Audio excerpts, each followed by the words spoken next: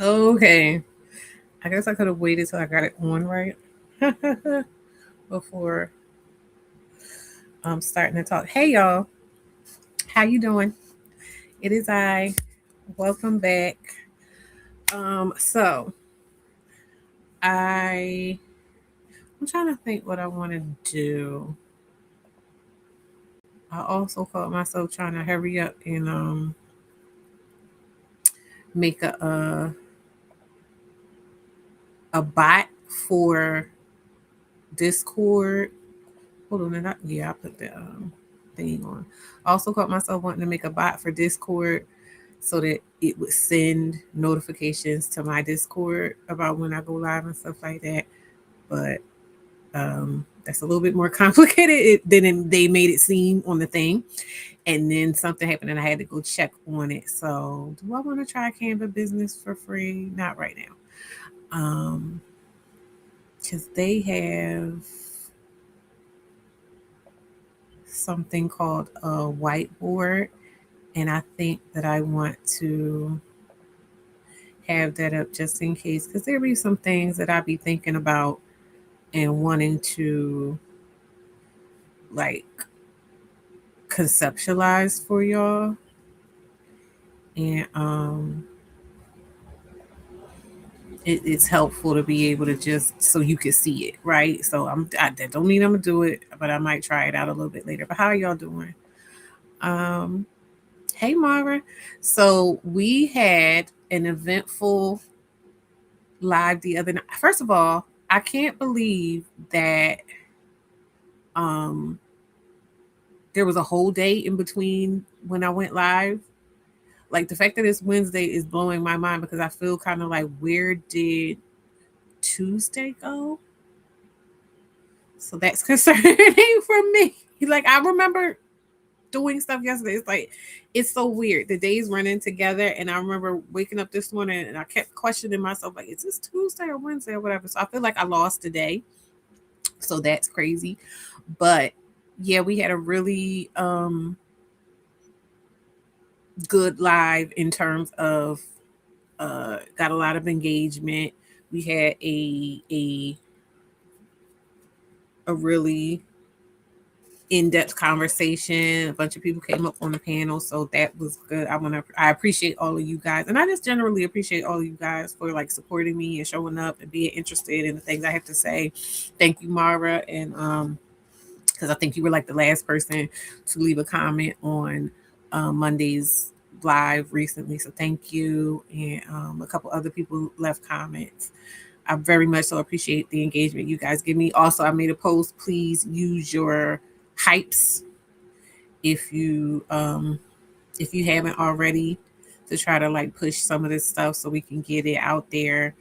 Um yeah, but I guess I will just was there anything else? I can't remember if I did or not.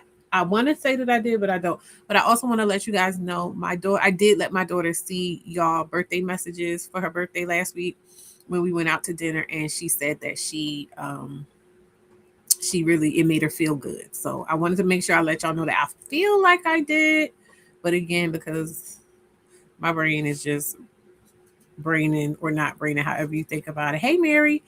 Um. So yeah, I wanted to let you guys know she saw it and she appreciates it. And so thank you very much. Um. But other than that, getting back to what we're here to talk about tonight, I just kind of want to get started a few musings about last week. I mean, not last week, about Monday and like going back and watching it and everything like that. First of all, Wake Up is so freaking funny.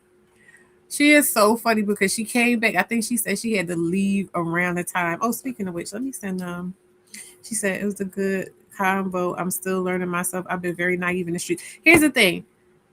I hate the way um the word naive is used to, and I'm not saying you're doing it, but I think we all do it because we are socialized to do so. Naive is used as something that you feel like you need to be apologetic about or like it's shameful or whatever to be naive. And being naive is literally being innocent. Like that is the in the definition of it is innocent. And innocence is a lack of wisdom, um, knowledge, and or experience, right? There's nothing shameful about that. There's nothing wrong with that. But the fact that our culture has positioned naivete as a negative is part of the problem. You know what I mean? It's part of the things that I've been talking about the other. So just understand that you being naive is you being a person who doesn't know that. You know what? Like, you don't know to think of people this way. And for me, it's walking on that edge of madness is the concept, the idea that as someone who lacks knowledge, wisdom, and or experience, you're also supposed to be astute enough, to be mindful enough that these people are out there trying to do this type of stuff to you. And also, you're supposed to be hopeful enough, though, to be nice and fine and pleasing and friendly, just in case they're not this kind of person. That's too much. It doesn't make sense. Yes, people out here branding being decent and good natured as not exactly. And I think I not I think I know I had said this before in something else. We were talking about where like people used to always kind of make fun of me when I was younger about being book smart but not street smart. And I was saying like, okay, and I'll be that, because basically what you're saying is I'm not traumatized enough, to think of life in to look for predators. You know what I mean? That I was privileged enough to have lived up to this point in relative safety so that I have no awareness of these things. So, it's kind of like that reframing of you're not going to make me feel bad about having been loved and protected. And to the point where I have no concept of that kind of deviance or treachery, right? And I think that that's going to be part of the process of trying to navigate this situation and correct this situation, is correcting that, like realizing it when it happened. It's not me like pointing, singling you out or like trying to, and I'm sure but I'm just saying like that's something we should be mindful of moving forward. Is just that whenever you feel bad for being naive, for not knowing better, for whatever. And it was a quote, I think it was Maya Angelou, was saying like, don't ever be down on yourself for not knowing what you didn't know, type of thing. You know what I mean? Like, it's okay to not know things. It's natural to not know things. Hey, Paige Turner. Mary says, agree. It requires too much energy to be coupled with these men. You have to operate under the premise that they can't harm you. They can harm you, but treat them like they can't. Absolutely. Like they would never do it. And it's like you're being made to feel crazy, bitter, problematic for operating with that anxiety around it when you're choosing to still be with them. But then if they do something, like I said, at worst, they'll blame you. And at best, they'll just ignore the fact that that person did that to you. And it's just like, there's no point. Also, she said, I appreciate it. I'm still working through shame. Thanks for saying that. Yeah, look, these are the master's tools. Mary says, I joined the app that's meant for friends and dating because they had a cool desires test. I entertained the thought of casual dating, and then I got exhausted thinking about. Listen, that is me all the time. Y'all should know I've come on here plenty of times in the last few years. You know that I've every now and then be like, yeah, I might try to. Literally, it could be something as small as just like going out to run an errand and having encountered men or something. I'd be like, yeah, I ain't doing it, or just looking online or something, and I'll just be like, yeah, I don't feel like it. Like, it's just not in this climate. You know what I mean? Like, I would have to see on a massive scale the norm being different. Hey, exclusively elusive, I'm glad you made it. I would have to see like on a major scale changes, because like I said, there are certain things that are automatic. When Dr. Cerina's husband killed her, automatically these guys jumped in to start,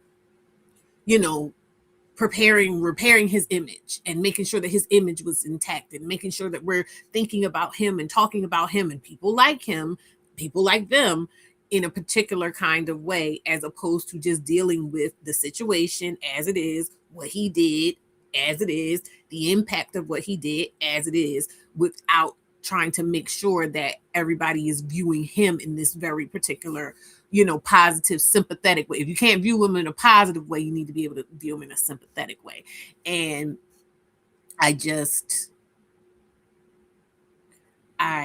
it's exhausting. It's exhausting. And not to mention, a friend of mine informed me today about another. First of all, there's been so many, but there was another family annihilation situation where this guy, he's in the military at some point before. I don't feel like he's active right now per se, but he basically was in a situation where he had a baby mama and a wife, and the wife was considering leaving him, divorcing him.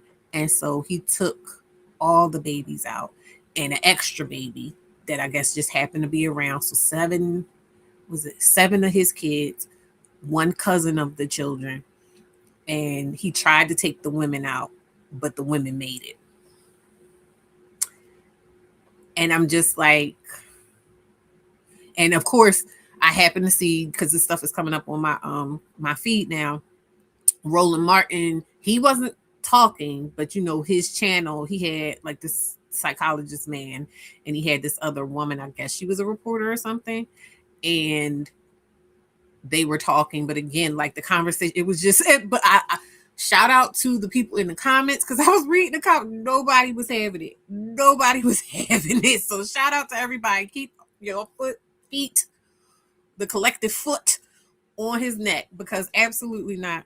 Yeah, he killed his wife while his children were home, and his son had to call 911, but he was my friend. That's how they say. Yeah, like he was such a great guy. It's just like, and this is the part that is like really crazy to me. It's not even that I personally, am looking for these people who were friends with this man to be like, fuck that nigga, because I get that their actual lived experience with this person may make it hard to do that. So and also, I don't need nobody to perform for me, right? For me, it's not about performance. I don't want to see y'all I don't want to be pandered to, right? But it's about that concerning thing of like, if you can't even connect with the danger to other people, you can't connect it. If you didn't care about her, you wouldn't care about me. If you don't care about that little boy and that little girl, you don't care about me. You know what I mean? Like, so it's more so of a safety thing and of a recognition of who and what I'm dealing with. What I would like to see from these people, like I said, is frank conversations without flowery language around what he actually did and the impact to the people who are left behind to deal with it, namely his children. And again, since they're so hell-bent on worrying about the mental health of men and focusing on the mental health of men right now, or males, his son. I don't understand how that's missed, but it's consistently missed. And even in the child, and I'm not even going to show y'all, because I'm not going to show y'all the people. Y'all probably going to see it anyway on your own. But like, I just don't want to, I'm trying to think of how to say this. I'm uncomfortable with the idea of using these babies for content. And so that's why I'm like, I don't even want to show you the videos I was seeing of, and they weren't showing them like in their unalive state, but I'm just saying, like, it's weighing heavy on me. So I know that it'll start getting heavier here, and that, like, I just don't want to weigh it down. We can talk about it. Like I said, I know y'all will see it. I don't see the need in trying to be like, oh yes, y'all can come to my channel and get this for this. We're here for the conversation. So when it comes to that situation, like, we're not even going to watch anything about that. We're going to stay the course in terms of what we were talking about the other night, and just stick to Cerina Fairfax, Dr. Cerina Fairfax. But I just wanted to mention, like, I heard about that too, and it goes in, that goes along with it as well. And I'm going to go to the whiteboard, because I was thinking about these things in terms of conceptually, like, how this stuff is is forming itself in my mind, the ideas and stuff. And so for me, when I'm talking about these men, how do I change the color? You know what? I'll use this color. I'll use this for now, for right here. I'm gonna put a color right here. Now what the hell? Okay, there it is. There's that. We're gonna change it orange.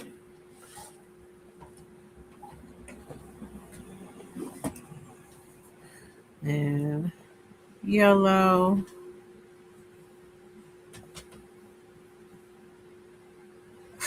No, I don't like that. This isn't funny, but I'm trying to yellow.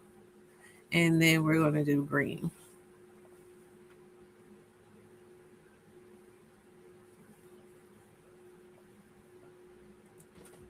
Oh my god. Yes, I'm gonna be a little anal about this. Okay. So this is a spectrum here, right? We got here and here. And T good black men. So, oh, can I group all these? Let me see if I can group all these. Yep, group. Now move this down. So most of the guys feel like when it comes to good black men, it's the good black men over here, and then Pookies and Ray Rays here, right? Bad guys over here. So we're gonna do. It don't have to be them here. Good.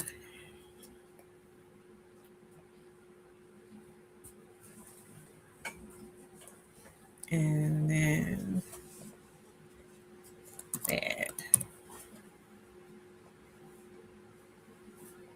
This is how the men see it. They see it, the good men are here and the bad men are here. When in reality, this is the good man here and this is the bad man here. So over here you'll have murder. Murder's bad, murder. And then let's make it a little bit smaller.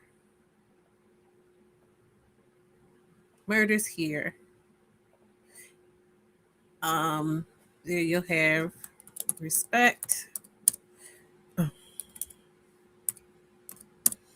General respect, right? Also, I saw Coco the lawyer. I don't know if she'd be on YouTube anymore. I wish she would come back.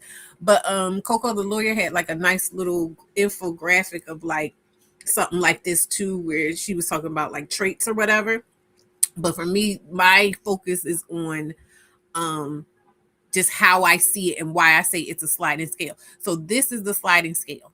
You see here, it's not men feel like, oh, you're either good or you're bad. You either do the right things or you do the wrong things. And so if you, as a woman,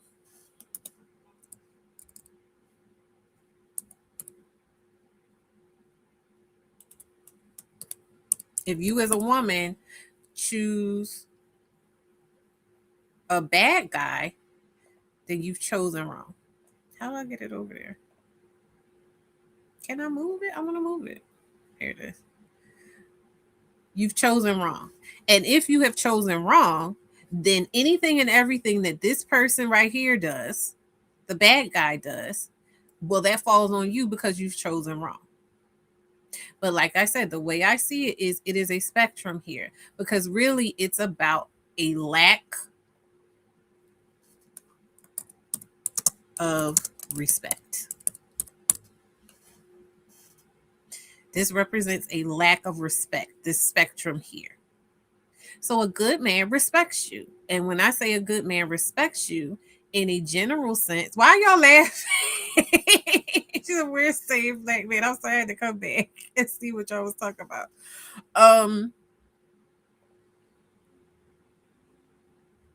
What was I saying? Okay, a lack of respect. So a good black man respects you.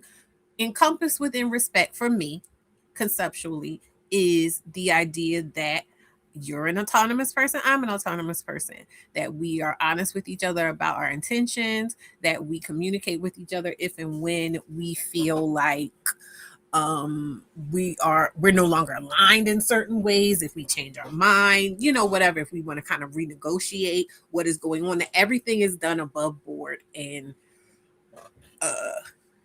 with proper notice and room for the person to say no to whatever, you know what I mean, that we can have communication and even conflict, but everybody gets to walk away alive and or no worse for the wear than necessary, right? And then over here, the most extreme of that would be murder.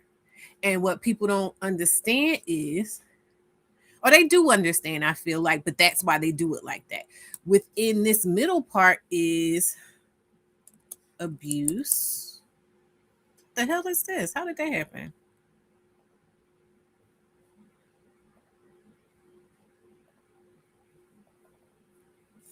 Abuse. In fact, I'm gonna do them individually. So let's see. Physical abuse. Physical abuse. So I'm going to put that physical abuse about, here.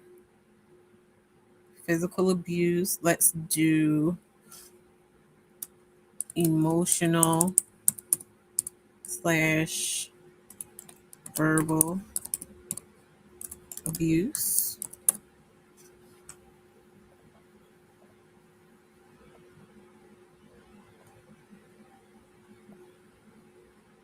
I feel like that's here, midway or whatever. What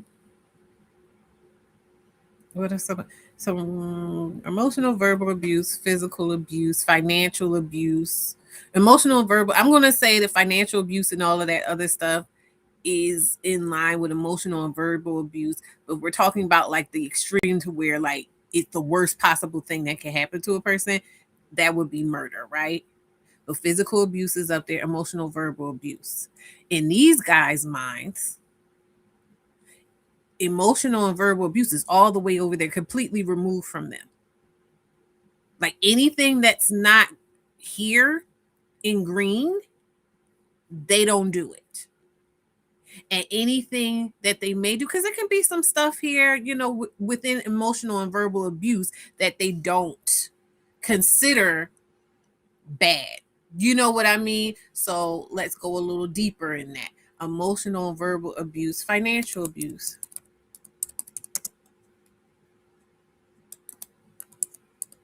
Right? Financial abuse is emotional and verbal abuse.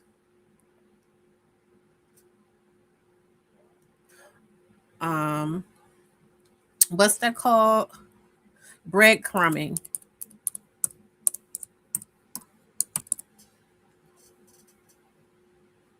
Breadcrumbing is emotional and financial abuse, but they feel like they should be able to do that within. How did we get up there? They feel like they should be able to do that within the scope of like just dating generally, because, oh yeah, that's part of the game. That's part of the metaphorical game. What else is emotional, financial abuse? Breadcrumbing. I'm going to put games around consent. And I'm actually going to put that. And when I say games around consent, I want to like gaslighting and that's breadcrumbing and stuff. But games around consent is going to go like in here. Right? Because then we're getting into physical abuse and stuff like that. So I'm going to make that a little bit smaller. Games around consent, all of this. Now, here's the thing. When it comes to a good and bad, right? I think you guys get the gist of where I'm going with it. When it comes to good and bad, you would think, oh, well, maybe it would be around here. But when you look at the stuff we're talking about and you look at the way that these good black men I don't know if can y'all see me? Let me see. Am I on the screen? It said, remember, 80% of Black women have babies to 20% of a girl. Please leave me alone. Y'all can't see me, but I was doing the inverted quotation marks. These good Black men believe that anything right about here, where's the line? Draw, yeah. I'm gonna use a blue. Anything about here is fair play based off of conversation. This is what I mean and meant by when I was talking about sitting around and listening to men. If you listen to men, if you talk to men, anything beyond anything, these things, they don't see it as this. They think all of this is green. They think all of this is green.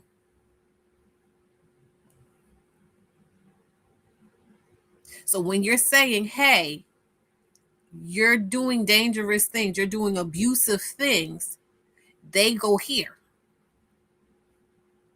Hold on, let me change it up. They think that this is abuse. A, B. Oh, that looks horrible. No, we're not going to do that. We're not going to do that. But they think that this is bad. Because abuse is bad, right? Abuse is bad. And you say, oh, well, you did these things. And they'll change the language around it. And they'll say, oh, no, I didn't do games around consent. Technically, this and that and the other didn't happen. You get what I'm saying? I didn't do emotional and verbal abuse. I'm just being honest. I hold no punches. You want me to be somebody I'm not, yada, yada, yada. Financial abuse. Oh, well, that's the way it's supposed to be. So this is the women that get there and they're like, oh, I want to take care of you. I want you to be my wife. And then you're in that lifestyle and you have a couple of kids and you haven't worked in years and this and that and the other. And they're saying you don't even do anything in the house. You don't even do anything because you don't work. And we all know, and then there's breadcrumbing. There's, I'm going to give you a little bit and then I'm do the push and pull with you. You know what I mean? I'm going to do a little bit. And then you like, oh, I want more. I didn't say it was more. All of these things, that's emotional and verbal abuse. But for them, abuse is physical abuse and murder. And also, it's okay to do this stuff because if I'm not hitting you, I gotta let my steam off somehow because you're just so difficult. All of those types of things. And so my whole assertion throughout this whole thing is that if you don't believe you're capable of doing something harmful, and if I can't come to you and say that this is harmful, can you dial it back? Can you be more mindful? Because I'm coming to you off of the belief that you don't mean to be abusive. My understanding of you, if I'm dealing with you, my understanding of you is that you wouldn't hurt me. That's the only reason I'm there is because I don't believe that you would hurt me. And so if you wouldn't hurt me, then I should be able to come to you and say, hey, I would like you to stop doing this. Hey, this is harmful to me. Hey, I don't, could you not? And we have an okay conversation. But if you don't believe that you're doing any of that, if you don't believe that you're capable of that, then the behavior is not going to change. And if the behavior doesn't change, like I said, you may not know that you're on this track, but I know that you're on this track. And if you're okay with being here, and I can't tell you that you're here and to get back here, you could wind up all the way over there, as we see with Roland Martin and them saying, hey, we don't know what happened. We don't know what happened. We don't know how this happened. It's just mental health. We need to help these guys. They're in so much pain. Oh my God. So yeah, I just kind of wanted to illustrate that as good as possible. And I wanted to use I wanted to try out the whiteboard. We'll be using that more often, I think, because I like it. But yeah, so, I can do that once we get started. So I'm going to go ahead. I'm going to stop sharing this and I'm going to start sharing this. I don't like her of it that way. Okay, I'd rather her face be that way. I'm gonna start back, but I'm gonna come in and do the intro first, and then we'll get started with picking up where we left off Monday. I keep wanting to say yesterday, where we left off Monday with the interview with Dr. Aisha. So I will see you on the other side of the intro. This is a mother.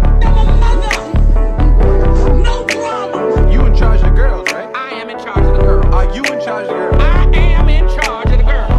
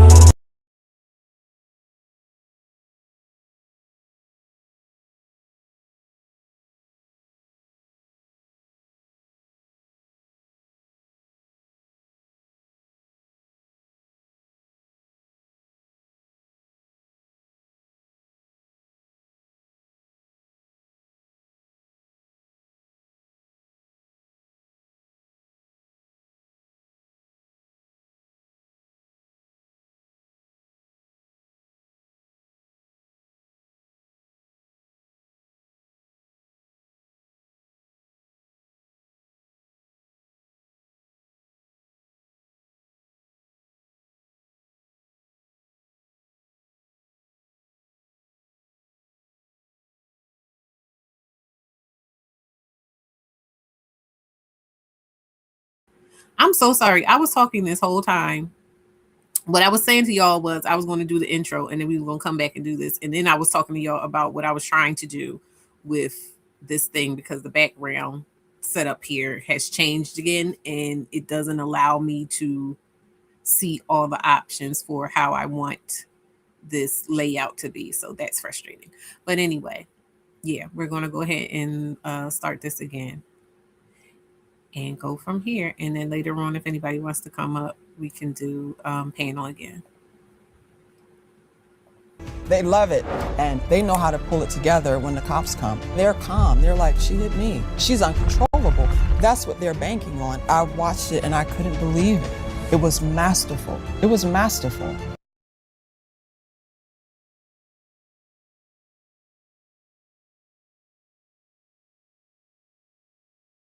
And when I was in my situation, the abuse would be so sporadic.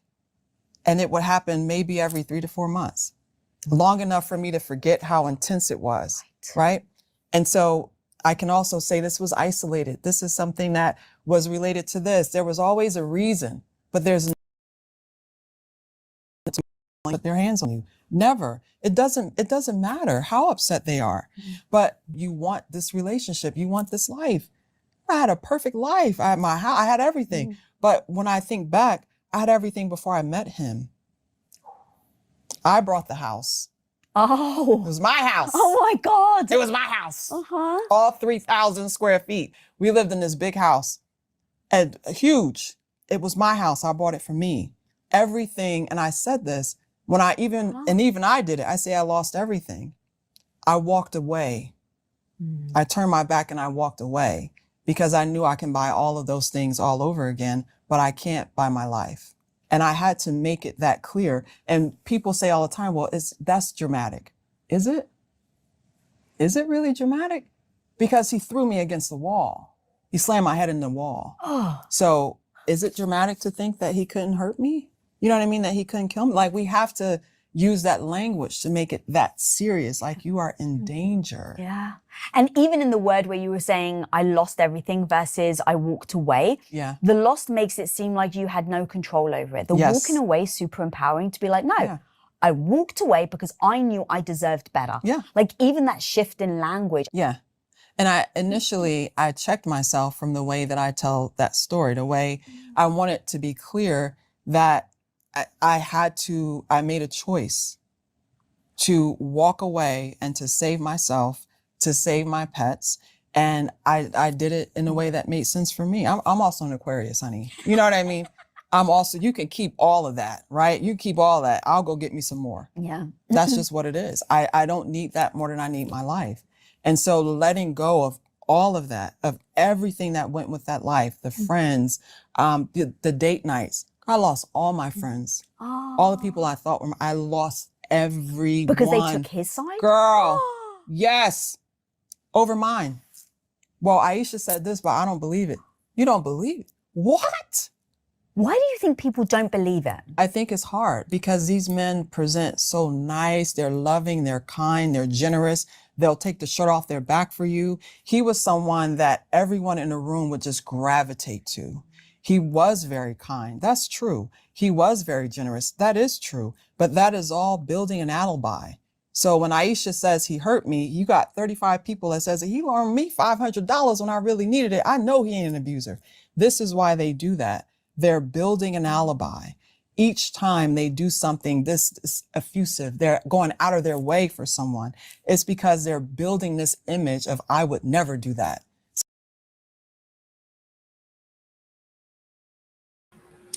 Now, the part that is confusing, I mean, it's not confusing because, you know, we know all too well, but the part that's really like crazy about that is if you know, now I don't know if they met each other all at the same time. I'm talking about her friends and her situation specifically. If they all met at the same time, or so if they were his friends that she kind of, you know, latched onto through him, or if they all met at the same time, so they were all kind of friends together, or if they, I would doubt they were her friends, like by themselves. My point is that the fact that it's so common for people to automatically just be like, oh, this bitch is just lying because she just wants to be mean to him. You know what I mean? Like the fact that it's so pervasive that whenever there is intimate partner violence between a man and a woman, people just automatically like to lean towards the guy. That's just so crazy. And it's not even, and mind you, I'm not even saying that, like, again, that you automatically got to go, oh yeah, if you don't know that person to be that. But especially in situations like, you'll see it'll be so much when there's a bunch of women, when there's more than one woman will come and say, hey, yeah, this person has been doing this to me. And they'll just say, oh, everybody just decided to lie. And they'll make up, you know, they wanted money, they wanted this, they wanted that, it was revenge, yada, yada, yada. Even if they admit that the person actually had some kind of sexual contact with them, oh, they just were mad because they weren't chosen to be the wife type. Like, there's always a convenient excuse centered around a woman just being disagreeable and or bitter, and or naive. You know, if they're not naive, then they're bitter, and neither one of those things are okay. It's really freaking crazy. So the moment someone says they did it, 50 people say not possible. And a lot of those 50 people are women. Yeah. Say more about that. We know this statistically, that women are harsher on other women. And the reason being is because it makes women feel like that would never happen to me. Right? That would never happen to me. So if I don't believe it happened to you, if I can say you're other, right? You're weak, you caused this, you provoked him, I would never do that. So I'm safe. I'm safe. It's a way to establish their own safety, the more distance they have from a victim. Because that word again, victim, we don't like that word.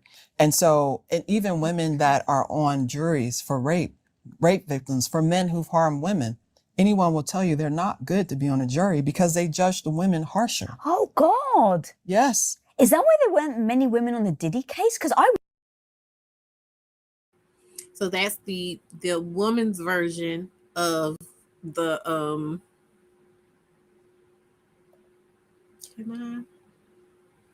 what does it say replace? I want to share it. I want to share it again. The Canva thing. Now to say good black men, they already made a thing. So that's this there is the woman's version of that is, oh, well, she is, like I said, a bad woman. She's either naive or bitter, and I'm neither. Because women will do that a lot too, even if you're naive. Oh, you should have been better. You should have known better. You shouldn't have worn that. You shouldn't have went there. You shouldn't have wanted what you wanted. You know, you shouldn't have wanted a relationship with that person, or you shouldn't have wanted to have sex, or you shouldn't have wanted a baby, or you shouldn't have wanted any money, or you can never want anything as a woman, because that also makes you a bad person. But again, when you just go and you're stupid and you choose wrong, I'm saying stupid, that's wrong. When you go and you're naive and you just say, hey, well, I just want to be, loving, and I don't want to be a gold digger, and I don't want to be bitter, and I just want to be supportive of you. I just want to love you. And you just let him do, that dance with you. Then you were wrong for letting him do that dance with you, and you chose wrong. So it all works together. It's really freaking crazy. I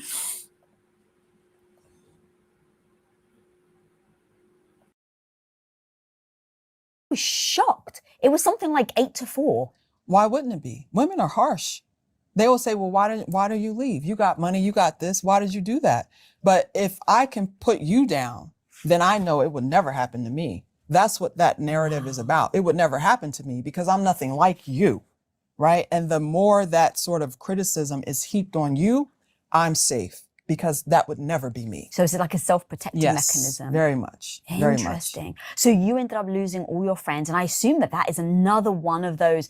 Not only do you give up your house, you have to maybe lose your cat. There's all these things. And now your entire friend group are blaming you, not the actual person that really is the culprit. Mm-hmm. Sure enough. Fuck. Yeah, it was a lot. But at the same time, your girl, I clapped back. I had to go through my period. What I'm saying? Yeah. I had to lay low, get myself together. And I went to see my nurse practitioner. I was actually diagnosed with PTSD because I would actually hear things.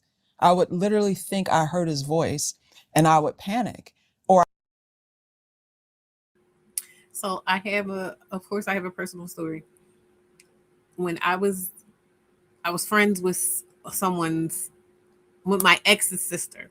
And I remember I was talking to her, and I would talk to her like we were really good friends. And I would talk to her, and I remember we were having a particular conversation, and she was remarking on how she would see my demeanor change when he was around, and this and that and the other. And I was explaining to her how I felt around, how it would make me feel to be around him when it was clear, when I made it clear, 100% clear. Anytime I made it 100% clear that there was nothing going on between us, and so therefore I didn't want him doing certain things, he would do things he would make sure to walk so close to me that he had to brush up against me. He would just mess with me in ways that had to do with, like I said, always finding himself on the other side of my boundary. Right. But it was always accidental. It was always there was never a full on way that I could say, hey, you're violating me, without me being the spectacle or the person that's just making everybody uncomfortable. So either I just had to be uncomfortable in the room, or I was making everybody uncomfortable with calling him out about what was going on. And I remember her saying to me, that sounds like PTSD. And the thing was, it's not that it hadn't occurred to me that it was PTSD, but that mechanism to, again, not try to exacerbate the situation, I was reluctant to use that language. So I would just say, oh, he just bothered me. He got on my nerves. And I would say exactly the stuff he did. But sometimes people will let you say whatever you're saying, as long as you don't call it what it is. It'll keep things copacetic. So I wasn't necessarily sure. And I want to be clear, it wasn't a conscious thing that I was doing, but it was just kind of that thing of look, I just don't feel like arguing with nobody, I just, because I'm that type of person. You see, I'm that type of person. I'm going to speak up, but I'm also very calculated about things. If I don't have to be around you, if I don't care about you, if I don't think I'm ever going to see you again, or even if I see you again, I really don't give a fuck how you feel about me. Oh no, I'll say whatever. But when it comes to relationships with people that I actually love, care about, and I feel love me, I am going to be, tread a little lighter in terms of I don't have to win every battle. I pick and choose my battles type of thing, right? So it was one of those things where I would just kind of pick and choose my battle with. Do I feel like having to argue or prove myself?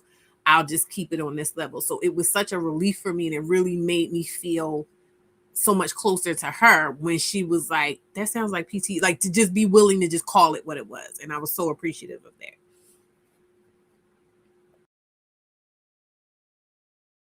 I would be in public and think I saw him, and I would I was legitimately diagnosed with PTSD. And after I left, I stayed in my house for 9 months, and I worked with my nurse practitioner was like, get a gun. I'm like, is that what you're going to put down on my recommendation on my treatment plan? She was like, he's not going to change. You have to keep yourself safe. This is what everyone was saying to me. But I had a team. I had a therapist, my nurse practitioner, and I went to a support group 3 times a week. And I did that for about 1.5 years solid. I still go to a support group now to help me manage and make sure I have my boundaries. Cause I don't ever want to get to a point where I feel like I got it or I'm healed. Work in progress. I love that you said that. So even you said it was 10 years ago? Yes. Yeah, the fact that you're still doing that work now. Oh yes. I need it. I'm a therapist, girl. I have a therapist. I have a support group because I need help. Yeah. I need help living life. Life is hard. So even if I wasn't a therapist, I would still be in a support group. How was your clap back to those? When I tell you, once I got the symptoms under control and I pulled myself together, I started going out, I started meeting new people, I started traveling.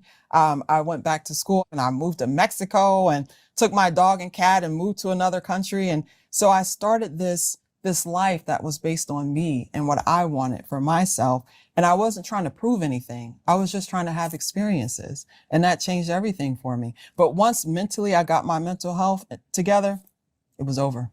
It was over for everybody. I was good. I met new friends. I had new experiences, and it just worked out for me. Best middle finger. Yes. And then absolutely. also just thinking about it, do you really want friends in your life that are doubting whether you're saying the truth over something such a big accusation, right? It's like, if they don't believe you, then you shouldn't be in my friend group. You shouldn't. Yeah, absolutely not. But I also learned who my friends really are. Yes. I learned the women that stood up for me, that even my ex, long-term ex, when I told him, he was like, come stay with me. Come stay with me. I will keep you safe. Like all the men in my life, my friend, Wes, I'll come take care of you. Like people, once I let people know what was going on, my real friends were like, whatever you need.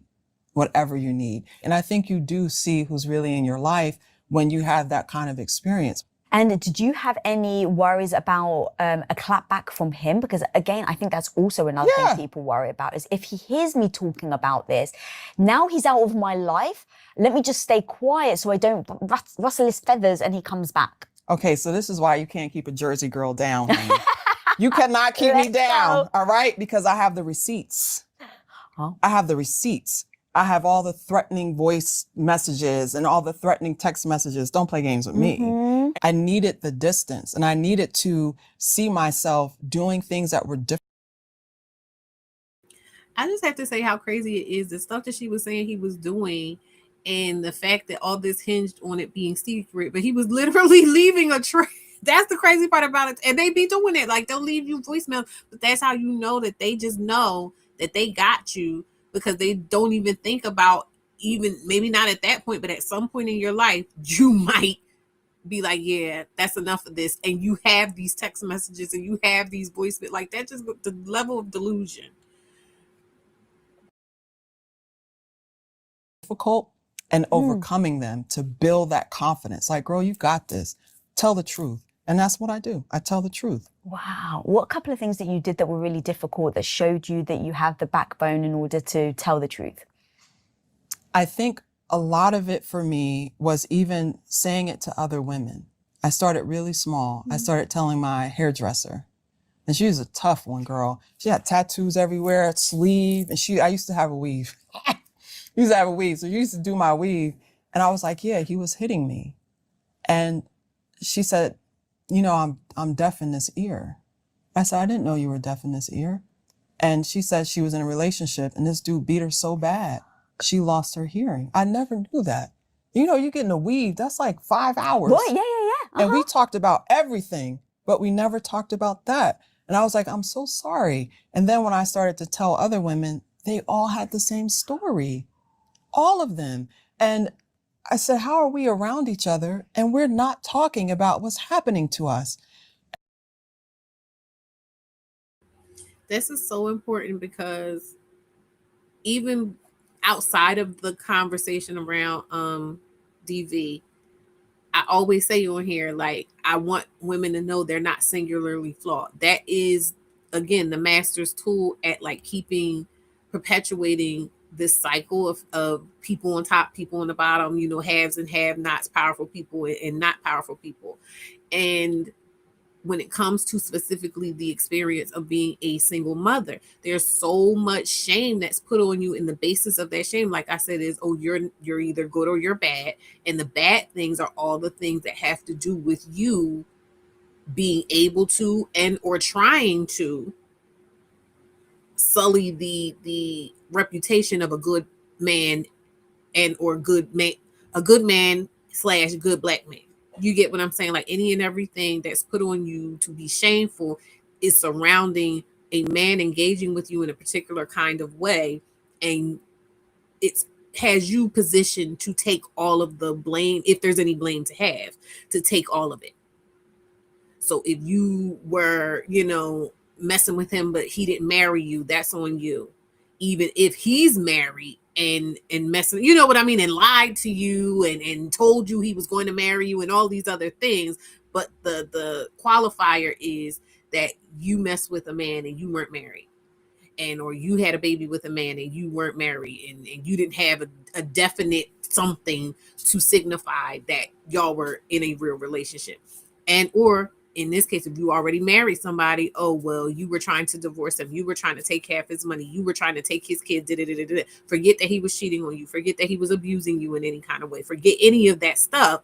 You were wrong because you married this man, and now you're trying to mess up his life by divorcing him and taking his money and taking his children away from him. So there's never a situation where there's enough space to be able to go through and parse through what was going on between two human beings and say, okay, well, you carry this and you carry this.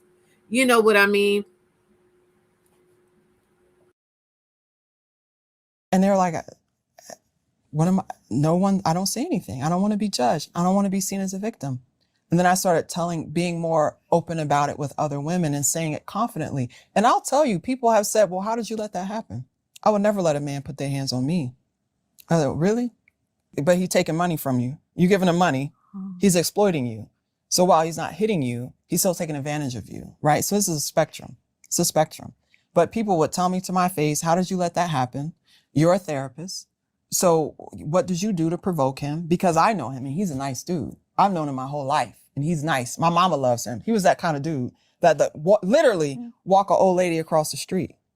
I've seen him do it, honey. I've seen him do it in real time. And people love him. I mean, just look at, it was the Golden State Killer. I don't know if you know the story about him, but he was basically, no one could catch him. He'd killed, raped, I mean, just the most horrendous things. And 40 years later, they found out that he was just like, he ended up being this old man because he's been around for so long, but like he would volunteer. He would mow his neighbor's lawn. He was considered the most gentle, sweet, kind man. But you talk to his daughter, and his daughter's like, he was always very nice, but you know you didn't cross dad's line. Now, his daughter said that, no one else saw it. Yeah. Oh, yeah. Because that mask, that public-facing mask is deliberate, it's intentional, and just the way I would see him, that charisma, that charm, the way he would turn it on to people, he can talk to anyone about anything. And that building that connection, I watched it and I couldn't believe it. It was masterful. It was masterful. And it helped me understand that these people are serious and they are everywhere. These manipulative, narcissistic, psychopath type, they are everywhere. And most people, you can't recognize them, but you feel it. You feel it. You feel when they cross. What did Young Hughley do? You gotta tell me what he did. That boundary. Ooh, you feel it. It's a little bit. You feel it. You don't say anything. And then it gets a little bit more intense each time until you realize they really have your mind tied in knots. And it's very gradual, but it does happen. So question, when he's walking that little lady across the street, is he doing it because he knows this is another way that I'm manipulating the world to see me a certain way? Oh, it is. So that's completely fake. It's not that they have two sides to them. He don't care about that old lady. Oh. He don't care about that old woman. He cares that you see him. Right. And he cares that you care. He cares about the image. He cares about what does this project to the world about me? What does it say about me? Because they're very cognizant of the way people perceive them. That's how they're so good at seeing you, because they know how they're being perceived, right? And they can look past what you present and see how you really feel about yourself. That's the difference. All right, I got another one, which is basically the comparison trap. So we say, well, I'm not like one of those women that live in the shelter. Another way of minimizing what's happened to us. Yeah, and I think it helps you feel better too. And I think it helps you feel like, well, it's not that bad, right? I don't have to run for my life. It's not that bad. And usually what I ask is, well, what is that bad in your situation? What does that bad look like for you? You tell me. I want to talk. I have found that that's a wonderful way when somebody is trying you to tap on the conversation we was having with Kenny and every. Speaking of which, let me text him because he said I gotta text him personally when I go live and stuff. But when we're having that discussion around like how do you handle people who are trying you, I've come to recognize just asking them questions. That's like a non-confrontational way to neutralize somebody, because I will say most people, like I said, everybody can do this stuff. Everybody, I'm learning, I'm recognizing every person, even people that love you down, try you sometimes.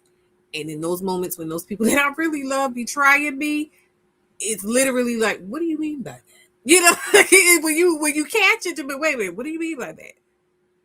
And even for a little bit of extra razzle dazzle, I'll give them, because it's coming off like yada yada. You know what I mean? And then you'll see them kind of, sometimes they be stumbling over their words and stuff a little bit, but you know, it kind of, because people are having conversations sometimes, not these kind of people she's talking about, abusers, but like regular people tend to slip in and out of talking to and about people that stuff that's going on with them. You know what I mean? Stuff that they've been through or whatever like that. And so they'll be talking to you, but they'll be talking from a place that has nothing to do with you. And so in those moments when I'm kind of like, what do you mean by that type of thing?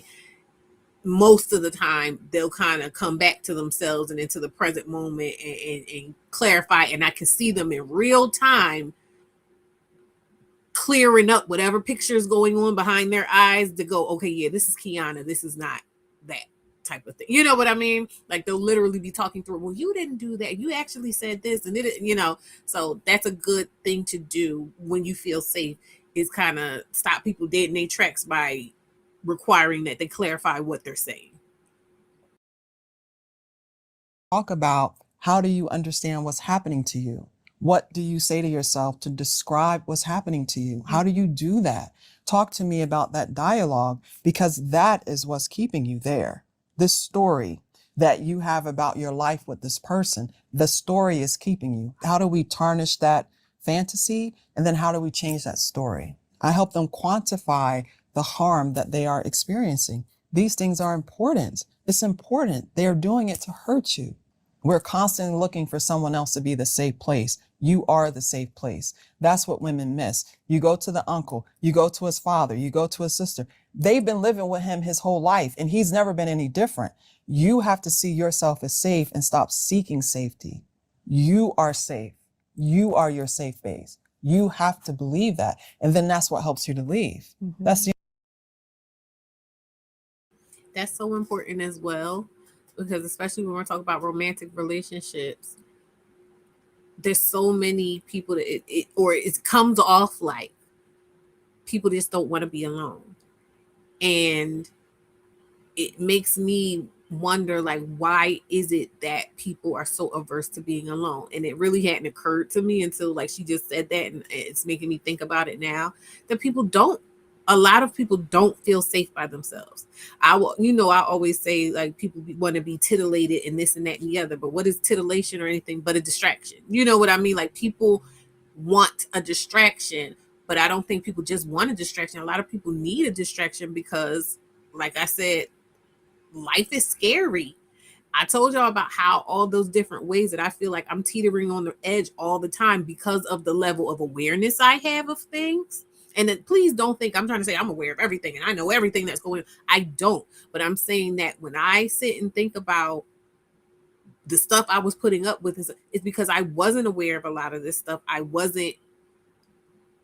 so inundated with fears and shame and responsibilities, or things that I took on as my own responsibilities, or things that it was impressed upon me in one way, shape, or form that was my responsibilities, that I just didn't have the capacity to be able to perceive these things, let alone like manage these things or mitigate these things. And so now that I'm in this space of doing that as a rule, I'm seeing, like I said, in real time, in conversations with people, how desensitized and detached people are from certain things. And I used to always get, when I was younger, like, again, people would say that I was book smart, not street smart. And people would say that I took things too seriously. You know, I was just doing too much, this and that and the other. And now it's just like, okay, and I will continue to do so. Why? Because I recognize that I am my safe space, as she said. Like, that's what I'm getting to. I am my safe space.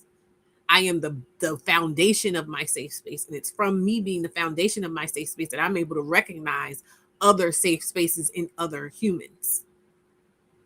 It says, because humans are socialized for solitude, we evolved in tribes and communities. Yeah. Wait, what do you mean they're socialized for solitude? Because I'm saying people don't want, or not socialized for solitude. Yeah. We're not socialized for solitude. We do. And the thing is, we do thrive in communities, but as you see, the way the communities are working, it's I mean, I guess in the terms of like a biological sense, that makes sense. I was going to say there's not enough room for like autonomy and sovereignty. You know what I mean? Because the way these social systems are working, like I said, they are coming down on the most vulnerable. You know what I mean? So there's something about that. And there's also something about the idea of, I always say, like, you can't be an animal and be with me. You can't be an animal and a man at the same time. You know what I mean? And this idea that people are just like, oh, well, there's nothing that can be done. I am brutal because I am a man. I am dominant because I am a man. I have certain appetites because I am a man. She says you can't unlearn evolution. You can't unlearn evolution, but in this day and age where everybody's walking around thinking they're God because of all the technology and stuff we have, and you know, we're logical and not emotional and all that other stuff, then I'm going to hold you to the standard of using that logic and using that intellect to be able to govern yourself. You get what I'm saying? And for me personally, I have my intelligence has evolved enough to be able to know the difference between something that can be changed and something that can't be changed, or something you don't want to change. Right? And so that's where, is this the one? Is it gonna come up? That's where this comes in. You know what I mean? Like, not you, production inquiry, but they can sit there and say, oh, it's only a bad man on, you're either bad or good, but I'm gonna see this. So if you can only see it in 2 dimensions, you know what I mean? I'm gonna see it in 3, or you can only see it in 1. Yeah, this is 1 dimensional. If you can only see it in this 1 dimensional way, I can see it in this 2 dimensional way. You get what I'm saying? And just because you are telling me you can't see it, I'm going to explain it to you. And then depending on how you take that information, we can either move forward or I'm going to leave you alone in whatever capacity we're dealing with each other. You get what I'm saying? Because at the end of the day, guess what?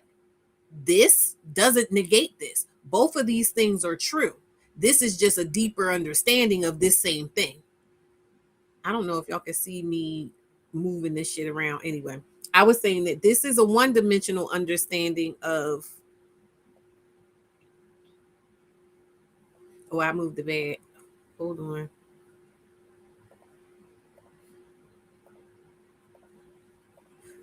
Anyway, this is bad. This is good. This is a bad man. I got to do it again.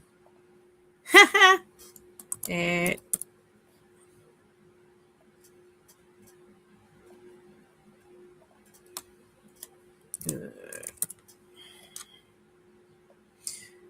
I don't think he was here earlier, production inquiry. I was saying that they think that this, oh, let's make this green. I don't want to draw. I just want to make it green.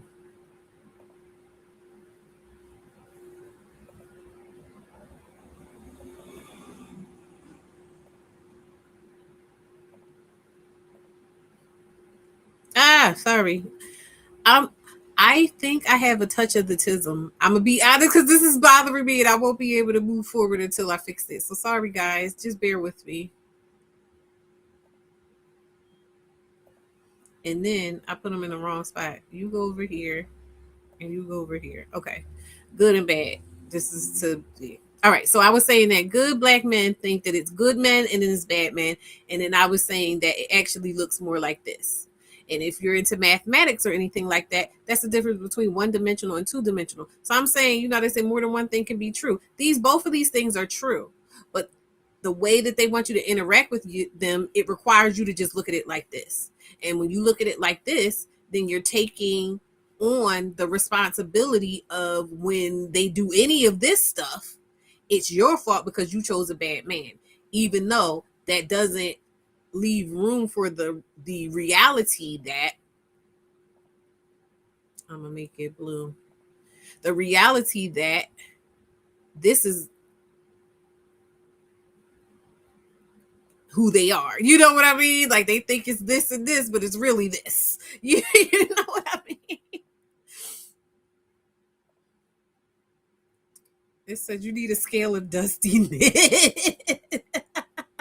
Sorry. She said, I agree with that, but the narrative that black women don't or shouldn't experience loneliness, and I'm not saying this is what you're saying, is a way of further. Absolutely. No, absolutely. And that's, I'm going to be so honest. I had to evolve my message.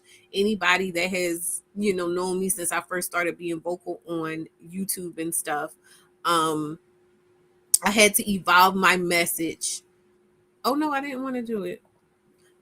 It's this one. I had to evolve my message to be able to hold space for women who aren't ready to let go of the idea of partnership with men, right?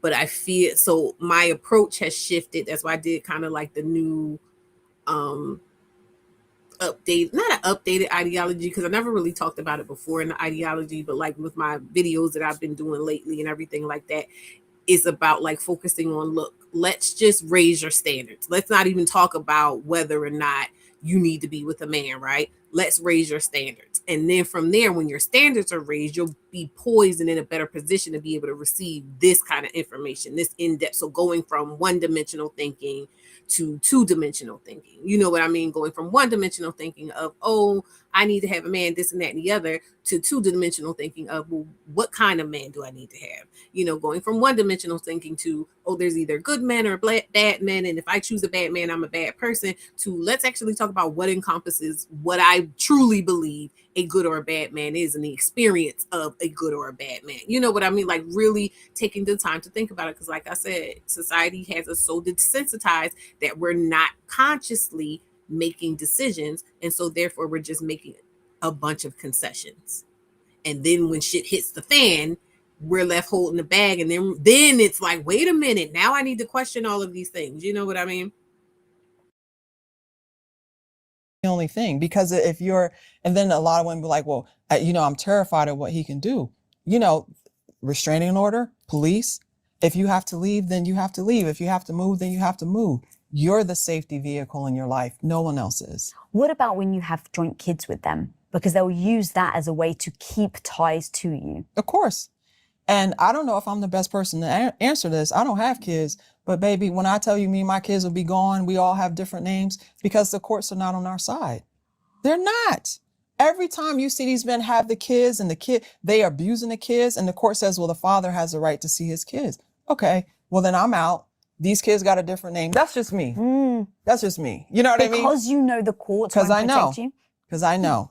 I would be gone. Because they're so impossible to deal with. People think that the courts favor women. The courts favor men. They favor fathers. They do not favor mothers or children. And there's nothing you can do with these judges when they make these decisions. You don't have no recourse. I'd be gone.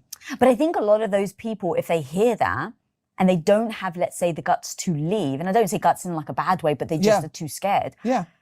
That's why they end up staying then, because they're like, well, the courts are going to favor the man. I don't have the wherewithal to take my kids and leave city or town. So I guess I'll open the panel up later if you want to come up and talk about that, because I don't know if you saw, this is a continuation from Monday. I did a live Monday because I was so pissed off at him and like other people talking about Dr. Fairfax the way they have been not talking about Dr. Fairfax actually, just talking about the situation the way they have been talking about it. And so if you want to come up later and really dive into that, we can. I happened to see this and I felt like it was relevant. Let me just stay here because this is the only way I can protect my kid. I get it. And a lot of women have done that. And I understand that that's a choice that a mom has to make. And you have to reach deep down and ask yourself, exposing my children to a man that's harmful to me, this man is harmful to my children as well, because harming a mother is harming the children. Yeah. And you have to see that. So this man is not appropriate to be around your children unsupervised. And so requesting supervised visits is something that women with children can do, and can be very clear that I have reason to believe this person is dangerous. That's so important too, because that made me think of something, and I never even thought of this before, but that made me think of something in my book.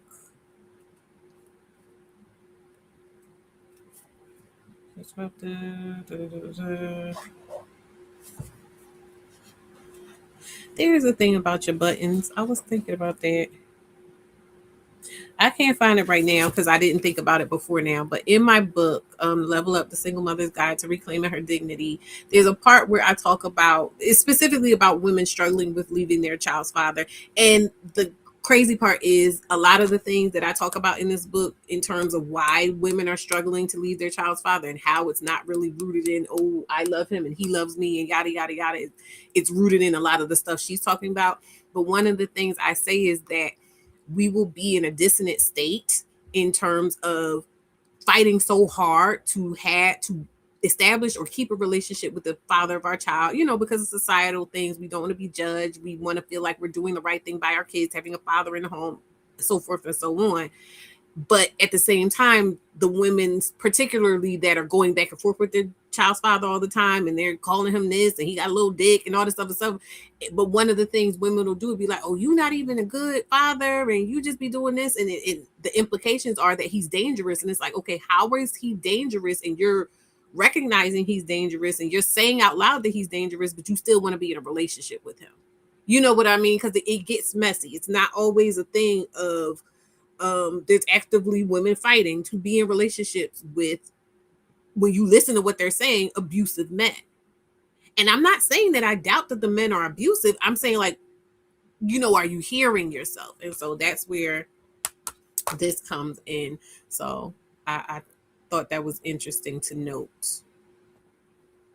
He's dangerous to me. He's dangerous to my kids. So he needs to be supervised. So there are some ways that women can get advocates to help them if they're in a court system, because a man can pull you into a court system because he knows it's in his favor.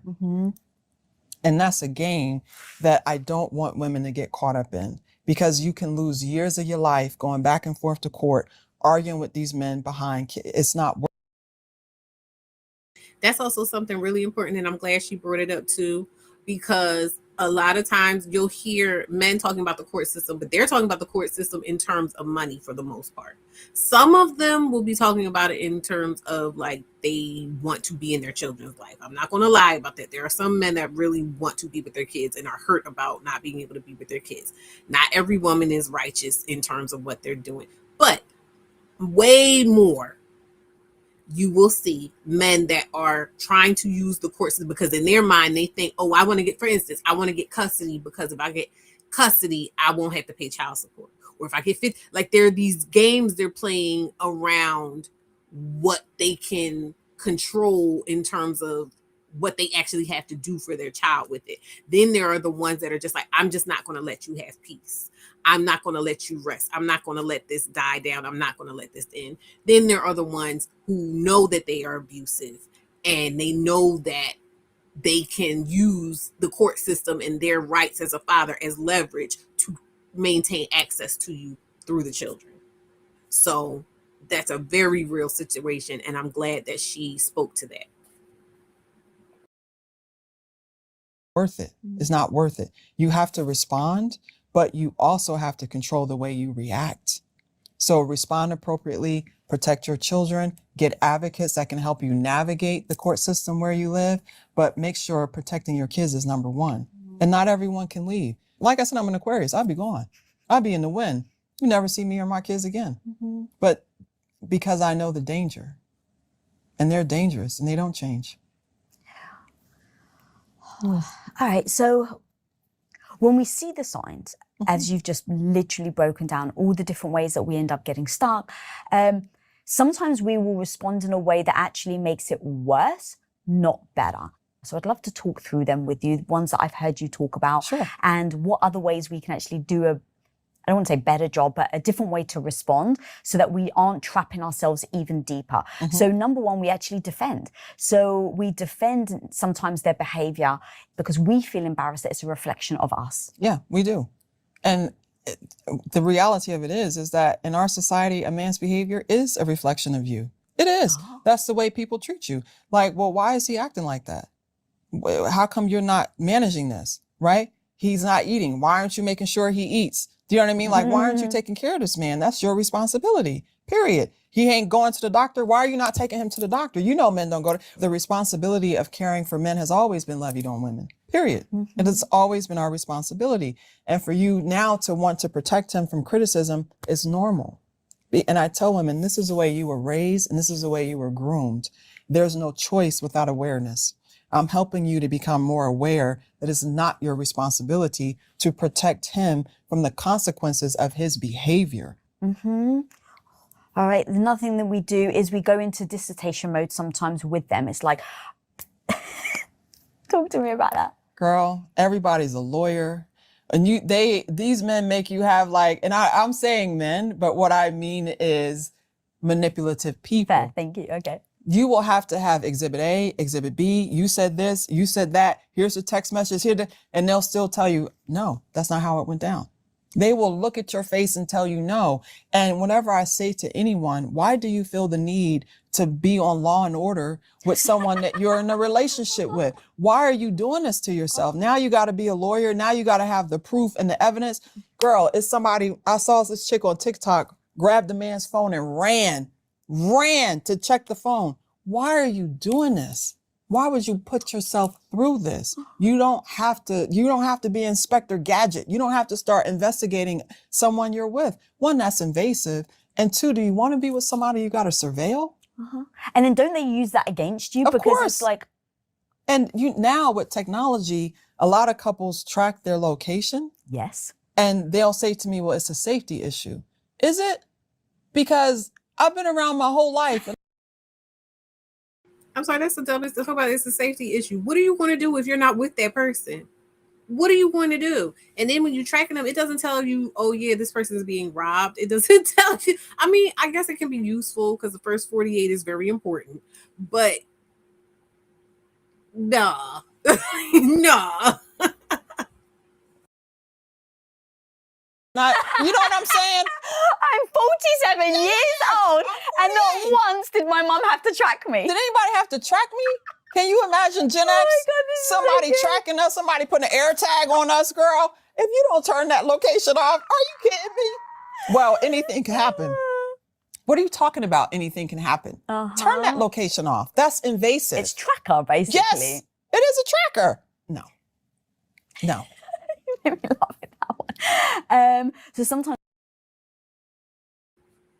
You like to track on production inquiry? You like to track? You like to track these men? Oh, she said I track my mom 21st. I mean, yeah. And I would track my baby. Yes, there is comfort in having just knowing, right? Or thinking you know. But I'm saying, practically speaking, what are you going to do with the information of just, oh, this is beeping there? Something is going to already have to be going down by the time it registers to you something is wrong. You get what I'm saying? So it's more of a comfort thing than an actual practical thing in real life, in real time, in my opinion. But I'm not telling you to stop because I get it. Because my grandma be acting like she grown and we have to find her and everybody's calling each other looking for her. It's happened a few times. So I get it. we get emotional, and that actually will probably make things worse.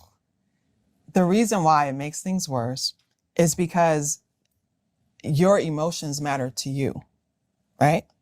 They are a sign of weakness that other people see and other people take advantage of. So, I've worked with men a lot. And in my work with men, I've worked with them in like a residential setting. So they live at the facility, substance abuse. And I come in and I work with them. And when we would have our sessions after they have been crying, what I would say to them is sit here for a moment until you feel calmer. You can't go back out there looking like you've been crying, because that makes you vulnerable. It makes you seem vulnerable to other men. So let's just sit here till you calm down, drink some water, you feel better. And then they can go out, because that sign of emotionality is seen as vulnerability that can be exploited. And so when you're all worked up and you're all emotional, they're laughing because they can control you. They're calm. They love it. The more upset you are, the more you're yelling, screaming, crying, calling, texting. They love it. They love it. They're laughing because they control you. They've controlled you. You are out of character. You are out of control. You are not yourself. They have made you into something that you're not, and they love it. That same sister from that same ex before, I remember her telling me, because y'all know, for the most part, I fuss, but I don't be yelling and screaming like that. I'm not real rah-rah. More than anything, it's just like, okay, you're killing my vibe. You got to get out of here, or I got to get out of here. That's pretty much my my demeanor about things, and like the way I handle things. A lot of things that he would use to try to get under my skin, I'd be so quick with stuff. I'd just be like, that doesn't make sense. Or you know what I mean? So he wasn't used to someone like me who was not, now I'm learning, who was not insecure about these same things. He would try to get under my skin about certain stuff, and it wouldn't. The only thing that he could get under my skin about was our daughter. You know what I mean? And not even because I was doing anything wrong, but more so knowing that I just was concerned that being a single mother wasn't enough for her. That was the only kind of leverage he really truly had with me, but he would try other things. And I remember his sister telling me, like, he couldn't be with you because you're too calm and you're too cool. You're not. And then she was telling me like some of the stuff other women he was going through with the other women, where they would react particular kinds of ways. So he was able to get them out of their character to the point where the baby mom after me, she is completely like off the grid. She moved out the state. Like, it was really bad from what I understand. And she was just saying like, yeah, you weren't reactive enough for him to be able to deal with you. He likes people who were more, he could tell more how they feel or where they was coming from. I used to think that crying in front of my ex would make him feel bad for me. Absolutely not. They laugh because now I got you. Now I can bring you to tears. I'm really in control. Right. You love me that much that you're crying. I got you. All right. And then the last thing that we've got is we go into overdrive just to prove that we are enough for them, that we are worthy. Sometimes that is a process that women have to go through. Oh. And so even though I say they don't change, for most people, it takes them years to accept that. It really does. It's not something that clicks, because I'll say it and you'll go home to a meal that this man cooked for you with flowers, and it's the most delicious steak or whatever you've ever had in your life. And he's loving and he's kind. And it can be like that for the next 6 months. It can be like that for the next 2 years. But when the explosion comes, you're going to pay for all 2 of those years that it was building up in him and he held it back. He's going to punish you for everything. And so the explosion is going to be just as big. So it takes a lot of people time to accept that, you can't control it. I'm so sorry. But you need to see it for yourself in real time. It's not what I tell you. You have to believe it for yourself. And that's when I'm asking people, what does too much look like for you? When do you know you've had enough? What's a boundary for you that you absolutely do not want crossed? And typically, and I know it may seem surprising to y'all, but you would be surprised how many people, like when you start asking them those types of questions, hadn't thought about it. Because, and I'm saying this from experience too, because when you're in that state, like I said, of whatever your thing is, whatever it is you're trying to prevent whatever it is you're trying to maintain, whatever it is you think you have that you want to keep, or whatever it is you're trying to get that you feel like you don't have. You're so involved in the getting, the doing, the maintaining that you're not even thinking about what your limits and stuff are, because your focus is, I gotta whatever. You get what I'm saying? So to have people stop and in that moment and come to that space of like, what's going on, they may find that they're here with it. You know what I mean? They meant to be here. We've done this before with the whole boundary thing. Their boundary was here, but yeah, they look up and look around and, you know, and wake up out of the fog and they realize they're here. And that is also something that can put somebody on that precipice of madness, is recognizing just how far they let somebody push them off of their square. And that's why it's so important when we have these conversations around how we're talking to women about these situations. You have to be, that's why I say, if it's not for you, if you don't have the patience, leave it alone. Don't try to be a help. Don't try to give advice. Don't try to do anything, because at the end of the day, if they're the person in the problem, it's not about you.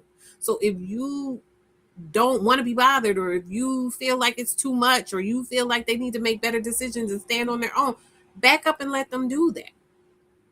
And the only time I think a person has a trouble with being able to do that is when they get something out of being able to look down on that person or feel better than that person. You get what I'm saying? If you can't be helpful, just get out of the way. But, you know, judging people and talking shit to people or whatever, and making sure, okay, babe, making sure that they feel down on themselves, that's not helping nobody but you. Women will say, he can't hit my pets, but he can hit you. Just can't hit my pets. Isn't that fascinating? Mm-hmm. Women will also say to me, what's another one? Can't punch me in the face. He can grab you, he can shake you, he can do these other things, but just don't punch me in the face, because everyone's going to see that. Mm-hmm. And how do I explain that? And so a lot of this is, how can I help you experience your own process so you can get to a boundary? What is that going to take for you? And that's, sorry, because this is bringing more stuff up for me. Shout out to Concern. This is bringing more stuff up for me, because when she's saying, like, people talking about their boundaries and they're like, oh, he can do this to me, but he can't do that to me. What's funny to me, it's not funny, but interesting to me, is that I've said a few times on here that I found out after the fact that my baby father had hit every woman pretty much in his life, aside from me and his mother, like even his sister. She said he had hit her before. He had hit all his girlfriends that she knew of. He had hit his wife, you know, at some point. So I remember thinking to myself, and I have a friend, you know, that had this guy that I would hear him say all the time, like, oh yeah, I used to hit girls, or I usually hit a girl for saying this or doing that. And I remember saying to him, he ain't not hit you out of respect for you. He ain't hit you because he didn't know what the fuck you would do. Because she's that type of chick that's like really get to you. You know what I mean? Like she like to tussle a little bit. And I don't just mean physically per se, but like she's very strong-willed. And I'm like that too when I have to be. That's why I try to keep myself out of situations where I have to be. But I'm saying that I recognize that the type of psychological dueling me and him would do, he was not sure what would happen to him if he were to put his hands on me. And not only just for me. It's not like I'm saying I'm so rough and tough and he thought I would whoop his ass, but it's more so about he didn't know if I would take it all the way to court. He didn't know if my family would get involved, because I have a very involved family. So it was one of those things where he didn't have enough information in terms of us having been in those types of situations, number one. So he didn't have, you know, data. And he also knew my personality, that I seemed to have a bit more of a what the fuck you think you doing type of attitude when it came to certain things, that he wasn't sure enough to just go ahead and take that leap of faith that he'd be able to get away with it in the way that he was used to getting away with it. Because I'm not someone who believes in patriarchy. Like, let's put it this way. The leverage he had, like I said, was purely focused on our daughter and stuff that I thought was right for our daughter that just happened to align, you know, have that overlap with patriarchy in some spaces. But when it came to him specifically in our relationship, I didn't give a fuck about him. And he knew that. And he knew that enough to know that if he hit me, something was going to happen to him and he wasn't sure he could handle it. Individual, because if I say leave because this is not safe and you leave, you're going to go right back because you're trusting me and you're not trusting yourself. That's the thing. And I'm not there with you. He knows how to get you to come back. He knows how to get you to think differently. No, I'm going to change. You're right. I'm going to go to therapy. I'm going to take medication. They'll say anything. Yeah. And it all sounds good.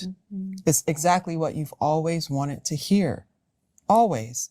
And so it's not about what someone says. You have to get to the point where you believe it for yourself.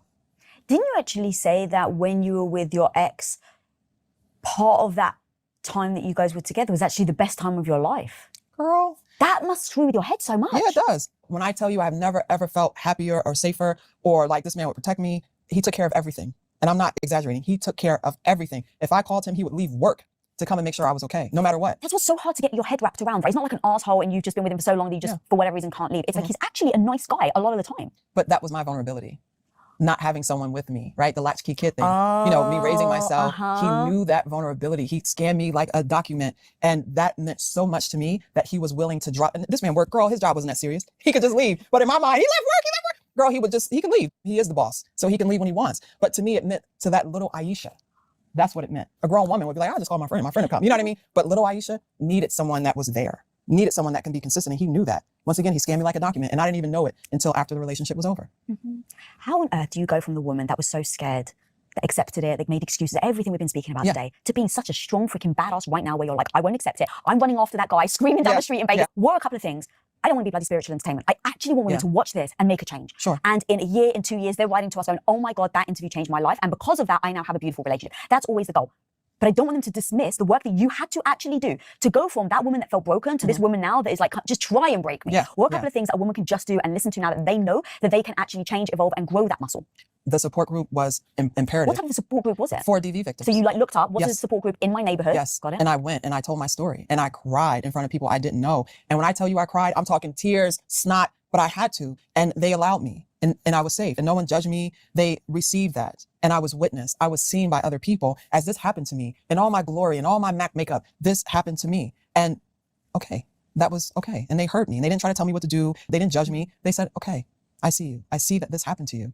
I see it. Were you reluctant to go to one of those? Because again, kind of going to the labels that we mentioned earlier. It's like, if I officially go to a group, it's kind of now official. And I'm on TV. Oh yes, oh yes. What if someone recognizes you? And I'm a therapist. You should have known better, going back to what you said before. But I need help. I need help. I'm all of those things and I need help. And being able to say, I need help. I can't do this alone. Please help me. That humility. And remember, humility isn't down here. Humility says I'm equal to other people. I'm not better than, I'm not less than. Humility is I'm equal. So if I'm equal to everyone, then I need help. Just like anyone else would need help. Just like I've told people for the past 20 years being in mental health, get some help. People come to me for help. So either I believe it or I don't. I need help. And saying that and getting that and being vulnerable and crying about what he saw in me, this little girl that no one showed up for. Now I got to deal with her. I got to deal with the fact that it's true. No one was there. And he was 10 feet tall to me because he was there all the time. Right. But he knew what he was doing because every time he would do it, just you can definitely see it in my face. This little part of me that just feels so happy. And I remember this. I was in a parade for my sorority. And I'm walking through the crowd. I love you in a sorority, by the way. Girl, yes, it's the greatest thing. I love it. I'm an AKA, which is the oldest sorority for Black women in this country. Kamala Harris. Who asked that? Somebody asked yesterday. And so now we have an answer. She is an AKA. I can't remember who it was that asked that. Somebody asked that yesterday in the chat. Sorry, not yesterday, Monday. Is a sorority. She's a sorority sister. And so I'm marching with all my sorority sisters and I'm waving and I make eye contact with him in the crowd and he's smiling and he's just like this.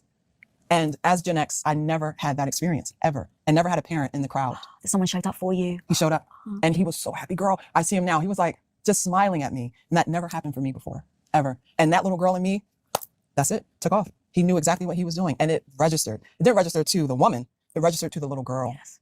And he had me. From that point forward, he had me. And you told that story when you were in DV? Yes. And I talked about, how is it that I've made it this far in life without acknowledging the things that have happened or only reporting them? and not feeling them. Oh, You know, I could say, oh, I'm a latchkey kid. I came home, I raised myself, and we can all have this laugh. Me too. And but what does that actually feel like to be 8 years old and at home by yourself and knowing that no one's coming? No one's coming. To be at home for hours and hours and hours alone. Like, let me stop and think about what that was like. What did it feel like? Not the details of it, not the nostalgia from the 90s or the 80s. What did it feel like? Because I'm not connecting with the feeling, but the narcissist is, honey.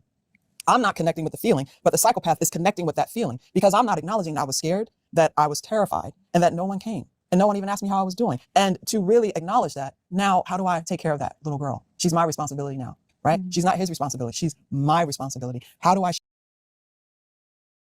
I hate that she went through this, but I love that she articulated that, because I was talking to someone, one of my friends, and we were talking about just different stuff. We have a bunch of conversations, and I remember saying to her, I felt like that level up single mom was what I needed for myself when I was younger, to let me know that I was okay and I was going to be okay, and that I wasn't flawed, and that I wasn't shameful, and that I wasn't the bad girl. You know what I mean?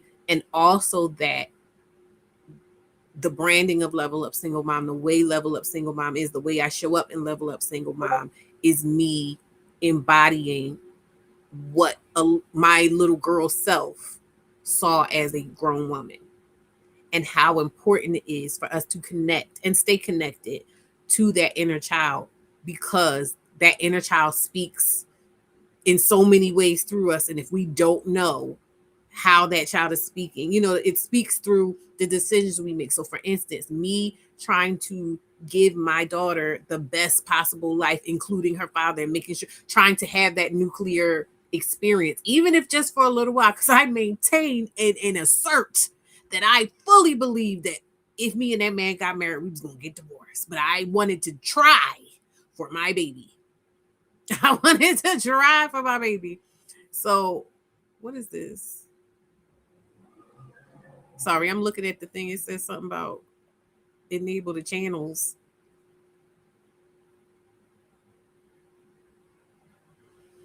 I'm sorry, y'all. I don't understand what it's saying here. I'm streaming.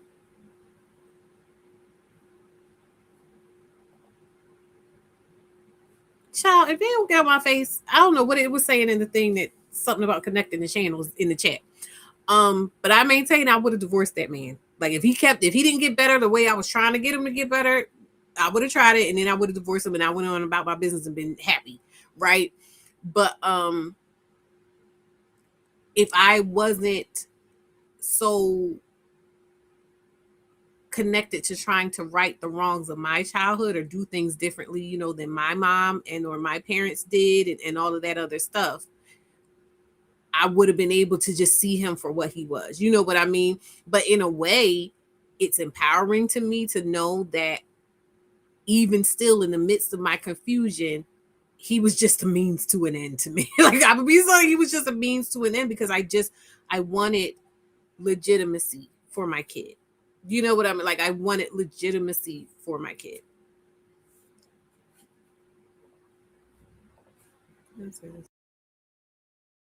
Show up for this scared little girl that's reading a book because she's so scared. And so many latchkey kids, so many Gen X kids, we escaped through the library and through reading, just constantly. And even Oprah talks about just reading as an escape. To me, I'm smart. I'm the smart kid with this big vocabulary when I'm really a scared little girl at home, just trying to distract myself. So am I going to address her?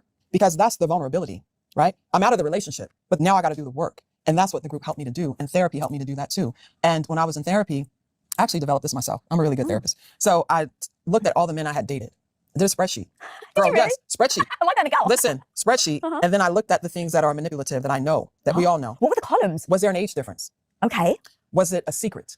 Is there something that people can't know that we're dating or we're hooking up? What's going on with that, right? Was there this rush to date? Did he start calling me babe? Did he become too familiar too quickly? How long did we date and we were exclusive? Like how quickly did things move? Was it real quick? Was it paced quick? That's a red flag. So I wrote that down. I also wrote down sex. Did we wait? Was it immediate? Was it instant? What was going on here? I wrote those down, and then I checked to see what I was the most vulnerable to. What got me? What relationship was there this vulnerability? I also had on there the fantasy. Did I have a fantasy of us being together? Did I have this image of Black love and Black excellence and me and my husband, my man? So that goes back into the lore. I've been talking about the lore for a while now. That lore, it's so powerful. Once you start making up stories in your brain about what it is you want y'all to become, it's so hard for people who, like I said, are trying to distract themselves, or people who are not happy in their lives, people who are chasing something that they think this story is going to bring them that they don't have or they can't achieve without this situation.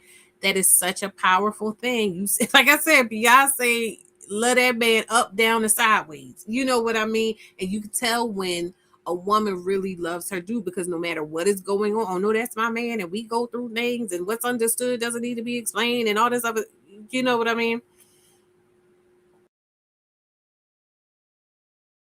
Did I live that?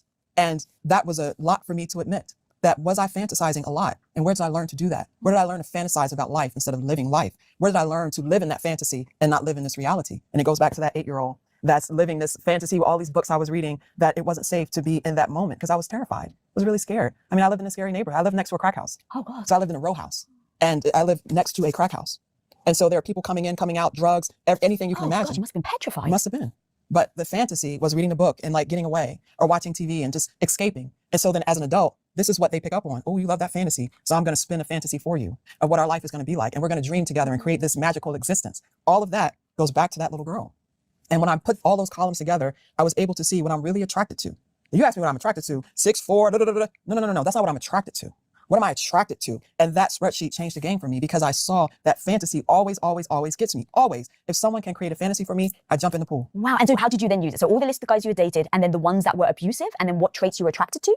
The guys that I dated, and then up here were the manipulative techniques. Yeah. And then you saw who used what? I put a check over who did what. And I saw where I saw the most checks was the fantasy. Interesting. But I also have a lot of experience, right? Not to say I was outside, but I mean, I've dated. You know what I'm saying? I'm a grown woman. I've dated. But someone that doesn't have a lot of experience wouldn't really be able to compare or contrast. And because of the experience, I could see what activates me, what activates these smaller parts of me, right? What activates this sort of Gen X 16-year-old full of angst, don't care about anything, you listen to DMX, you know what I'm saying? What gets her, like that rebel, what gets her activated? Because they're not activating the adult in me, because the adult in me would be, it's done. Right, yeah. And I saw that too. I did that where I listed the relationships that I loved. And I figured out what I really like. I really like a funny dude. I really like someone we can laugh with. I really like someone that's generous. I'm not talking about money, but their time. So I realized what I liked, and I realized what I was vulnerable to just by doing that exercise. Wow. How did you know what to add to the list? I didn't. I just sat down and I said, girl, never again. Never again. I got to figure this thing out, and I got to keep coming back, and I got to keep coming back, and I got to refresh it, because healing is forever. Healing is forever. And I definitely made mistakes before. I definitely, after that relationship ended, I was like, oh my God, I'm so healed. Girl, I was back in another chaotic relationship. It wasn't abusive. Yeah. It was chaotic in 2 years, because I'm learning. Yes. And I was able to say, girl, you're learning. It takes time. And now you know that someone that is sad is a trigger for you. Someone that presents themselves as a victim makes you want to help them, makes you want to care for them. They activate that therapist heart you got, girl, that little bleeding heart. They want to help people? Yes, want to help people. But then I learned something that I noticed I did, that I think a lot of women do. I tend to pity people. Back then, I would pity someone. And I had to really sit down and think about that. What does that really mean, to pity someone? It actually means to look down on them. Oh, yeah. You're actually saying, oh, I'm so sorry. When no one in a difficult situation wants to be pitied. No one wants that. And instead of pity, I started to think about, what if I validate someone's having a hard time? But what if I say, I'm so confident that you can deal with this. I'm so confident that you can come out on the other side. I believe in you, and I know you have what it takes. I know you do. I believe you can do it. Isn't that a different narrative than, oh, I'm so sorry that happened to you, as opposed to, that's terrible, but I'm confident you can come out of this. I know you can. How did you use your spreadsheet? I'm obsessed with the spreadsheet idea, by the way. It needs to be like an app. You need to sell the app. Like, this is a business before you go. How did you then use it to help you navigate your future potential partner and how to choose in a healthy way? I noticed that the age thing, I never ever thought that age was as much as a problem as it really is. Girl, yes, you know this little boy tried to talk to me on the subway yesterday? So younger, not older. Oh, I so expected you to say older. How old? He's 28. He could be your son. Yeah, and he was like, well, I don't care about your age. I said, you should. I said, you really should. Have a good day. You see, that's my bonnet. The bonnet, the invisible bonnet was on my head. Like, baby, how old are you? You know, that's my bonnet. And, but I never. I love how she said her invisible body, because you have to be like that mama energy or whatever. Like, okay, baby, come on now. No. And it's so funny because I remember it happened to me in like my early 20s, and this guy was like 19, and I was like, yeah, no, that's no. And then it happened in my 30s, and the guy was like 20 something, I think. I'm like, yeah, baby, no, honey. No. I never thought that it was a big deal, but the person that was abusive to me was 10 years older than me. Right. And I never wanted to admit that he had more life experience, that in general, he knew more about life than I did. He had purchased homes. I only purchased one home. He just had more life experience. And I didn't want to accept that that is an intelligence in and of itself. That life experience is an intelligence, that I was at a disadvantage and I didn't want to see it. And so me as a woman, that young man yesterday, how that's taking advantage of him. It's inappropriate. And I see it now as inappropriate. As a woman, somebody, oh my God, no, never. Because they should have their life at their stage, not my stage. So was for you the result the actual age, or is it when I meet someone, if they have a lot more life experience than me, then that's it? Because sometimes I don't necessarily think it's just age, right? It's the experience. So it's like, I started really young, so I've got many years ahead of me. So for you, so it was both. So it was like, okay, you need to pay attention to how old they are and then how much life experience they have, because this is somewhat of a trap that you have fallen into in the past. Right. Okay, understood. But can I just say, I also don't want somebody that's like older than me, but not. I'm not saying I want somebody older than me at all, but I'm just saying, like, I don't feel like somebody that's older than me and maybe like at my stage of life too. If you understand what I'm saying, like, I want you to be at my stage of life and you like 15, 20 years older than me either. With compassion for myself. Like, it's no shame. Right. And I say to myself, it's no shame, but this is what you're vulnerable to. And everyone has vulnerabilities. This is yours. So you have to know it. So the age, and also the fact that, what are my green flags? And when I tell you I love me a funny man, just the jokes, that makes me so happy. And usually when you meet a man that's funny, they're funny off top. You know what I mean? And that just makes me smile. I love someone. Oh, also, and something about me too. I don't have a problem, especially now that I'm 40. Now that I'm 40, I don't have a problem necessarily with someone who's older, you know, not just older generally, but, you know, attractive to me and older, because I do like the idea of learning something from somebody. I like to learn. I want to learn from somebody, but I would watch out for, like, if they're trying to use whatever knowledge they have against me, that I don't have against me. It's more so of a thing of like, oh, I am fascinated. Let me sit at your feet and learn. Like, if someone is not skeevy to me, I would probably be their dream come true in terms of, you know, them feeling like, I don't want to say having power over me in that way, but you know what I mean? Like, it could be a positive, warm, loving exchange of they get to feel admired and I get to learn something. I feel like that would be an even exchange and I would love that. But yeah. One who's really, really funny, and someone that obviously likes pets, because my dog and my cat are my pride and my joy. And those things, what makes me smile, what makes me feel good about being around someone, and how can I focus on that? How can I really just focus on these green flags that are so meaningful to me, that these relationships have been so pleasurable? All of them haven't been bad. I mean, I've met amazing men, kind, generous. Why don't I focus on these things that matter so much to me? How do you separate though, the thing that makes you feel good momentarily versus the thing that's actually good for you? So let's say he's really funny, makes you feel good, but you said fantasy. Yeah. In the moment when they're actually showing up and they're doing all the things that you fantasize, that feels good. So, but that's not actually accurate. Absolutely. And it happens. And when it happens, and I'm like, oh, I got caught up again. He got me. It's okay. It's all right. Next time, right? Compassion for yourself. Yes, to know that there are a lot of dudes that are funny, that are also manipulative, that will also, like you said, spin a tail and get you caught up in a fantasy. And recognizing that can happen. And when it does, and if it takes me a little too long to figure it out, it's okay. I'll get better next time. Dude, I love that so much. The compassion of like, yeah, it's absolutely going to happen. But give yourself the grace. Of course it's going to happen. Of course somebody is going to come here at 6'4". I think the most important thing to realize is that when it doesn't feel right to leave, you know what I mean? I think the problem is a lot of times, and this is because that inside stuff that we don't know is going on, we'll get somebody and then something will happen and they don't, you know, and it's like something will go wrong, but we'll try to justify and rationalize what's not working or what feels weird because we don't want to let that person go. So I think that's what I'm getting from what she's saying is, be open to starting over as many times as you need to. Don't feel like you got to stick with this person that you got to the point where they run you into the ground.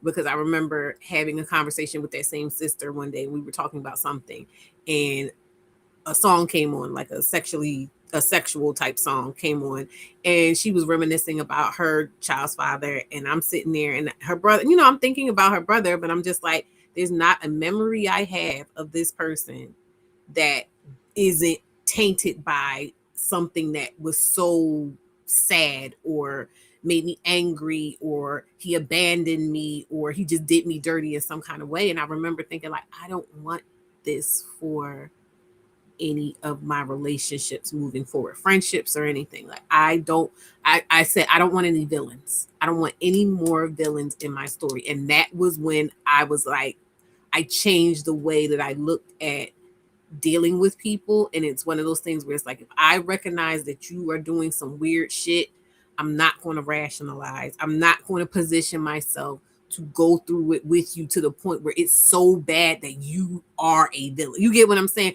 Like, I'm not going to position myself to, I'm going to the thing. I'm not going to position myself to where we had a bit of this and now we have all of this within the story to get to, here.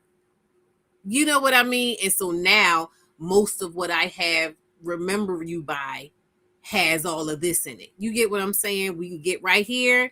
And then I'm like, yeah, this is happening too much. I see where this is going. I'm just going to cut it off so I can remember mostly this. You get what I'm saying? 6'4". I feel like 6'4" is definitely the thing. It's my thing. I always say anything over like 6 feet, that's the number of red flags I'll ignore.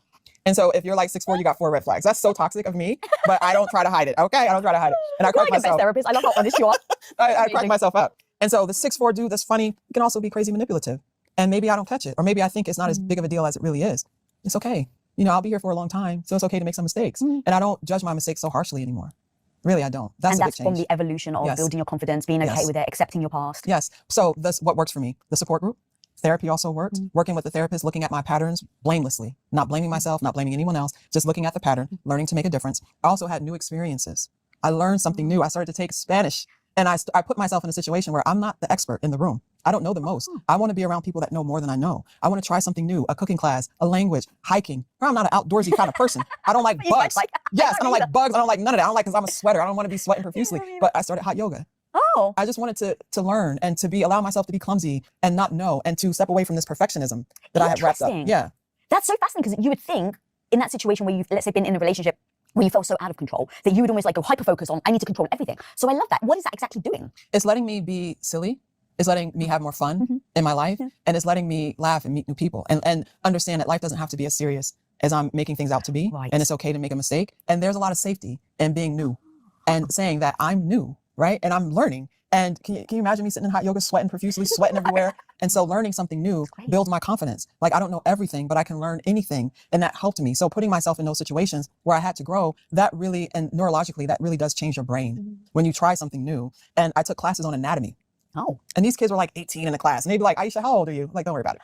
Don't worry about it. But as a therapist, it helped me. I needed to know how the brain works. I understand emotions. Oh, I love that. But the neurobiology of it, the synapses and the neurons, I had to learn that. So I took myself to community college and sat there and I'm a professor, but I learned microbiology. So I challenged myself and that's a part of who I am. And that helped me to grow and feel confident that I can stumble and figure something out and be a beginner. And that's all okay. So those new experiences mattered. And I met new people and I wasn't like friends with everyone. And I met weirdos. I live in Vegas, but I still practice. I still practice these boundaries. And so what I told my clients. So you were meeting new people so that you could start to implement boundaries. Yes. And in fact, people don't know who you are. Right. So they don't know that you're trying new boundaries. They just think of you as someone with boundaries. Yes. Oh, I like that. And so therapy is lecture. Life is the lab. Oh. And so when I'm talking to my clients, we're talking. I actually love that, what she's saying about like going out and meeting new people, because inadvertently that has been something that I have done. And hey, Sam Marie, inadvertently that has been something that I have done, like put myself in different social circles and been able to kind of, it's easier because when you're dealing with people that are used to you being a particular kind of way, I definitely am experiencing and have experienced like having to do battle to like establish and prove that this is who I am now. You know what I mean? So that people either get with it or get gone type of thing. And so, yeah, when you go and deal with different people than you're usually dealing with, it does make it easier to just start that way. And they just have to accept what it is you are, because they don't have any kind of indication that, oh, well, you used to be like this and I want you to be like this now. And, you know, whether it's conscious or subconscious. But like I said, I do have and am dealing with having to like having to reintroduce myself. I'll just say to some people. We got a game plan. Now you got to go out here and execute that game plan. You got to go out here and take what we talked about in this room and make it alive in your real life. So let's see what it's like. Let's see what it's like when you meet someone and they make you a little uncomfortable. Do you say anything?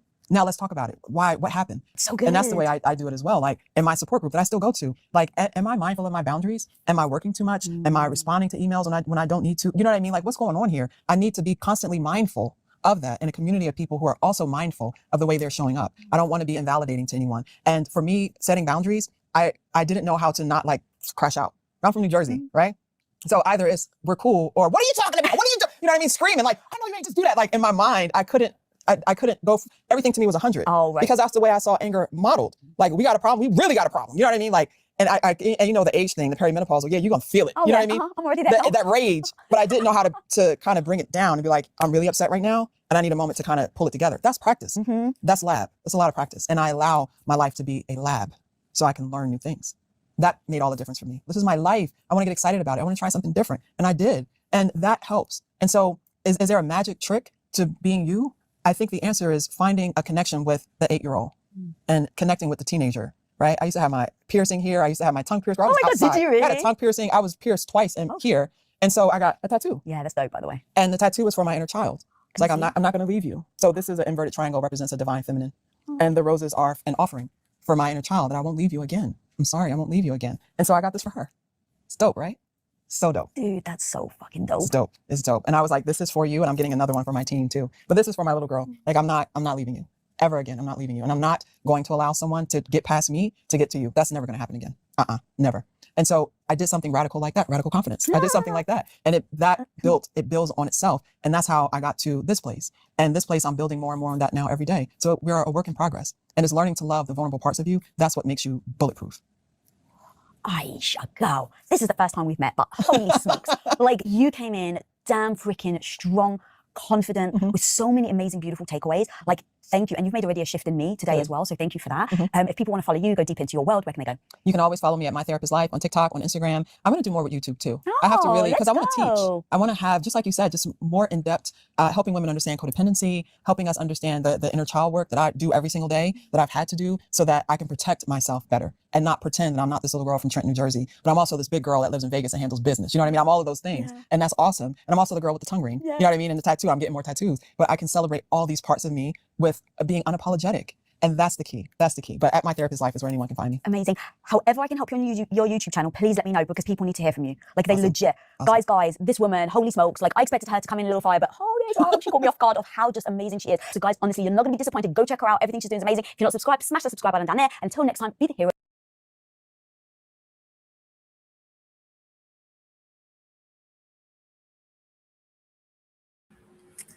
All right, so that's over.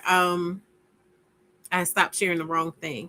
So I'm just kind of like processing, because I don't think I had paid attention and finished watching it by myself when I watched it before bringing it to you guys on Monday. But yeah, so that's amazing. I'm really like so excited for her. I enjoyed that. And again, like I said on Monday, I very much so appreciate and validated by so much of what she said, because it is in alignment with a lot of the things that I've been saying since I started this platform and in my book and everything like that. But again, this is primarily about Dr. Cerina Fairfax. I do kind of want to bring it back to that, because the conversation really is surrounding her death and this idea that the conversation that is being had most by men and women and stuff too is surrounding, oh, well, the mental health of men and things like that. And I've been saying for years, as an annex to different conversations I've been a part of and different topics that have been trending online, I've been saying scrutinize these men. I've been saying it doesn't make sense to date and to be with people right now because, and this is why, that dissonance of what you're actually dealing with and what you're actually putting yourself out there to possibly deal with when you're going out to partner and or to have sex and things. And I would be lying if I said that I wasn't frustrated sometimes, a lot of times, by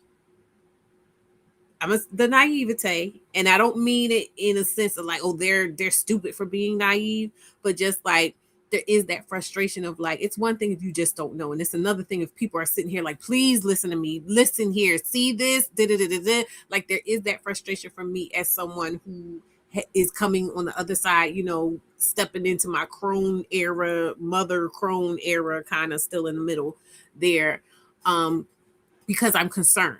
Because I'm concerned, because I'm scared for them, because I don't want them to suffer the things I did. I don't want them to have to learn the way that I learned. I'm like, let me just tell you, girl, Hove did that. So hopefully you don't have to go through that. You know, like there is that frustration of like, but I also know and can stay in connection with myself at that phase of my life when I wanted to fuck. Like I was having a conversation with a friend recently, and I just was like, I wanted to fuck.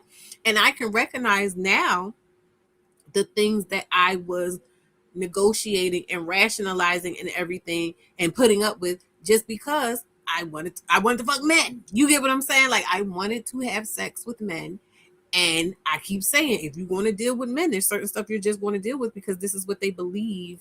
Oh, and this was something else about let's go back to the whiteboard, shall we?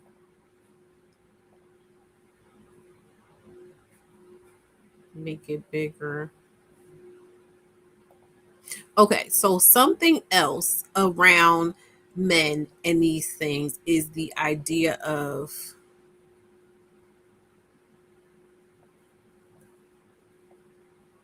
why am I doing that? Sorry, y'all.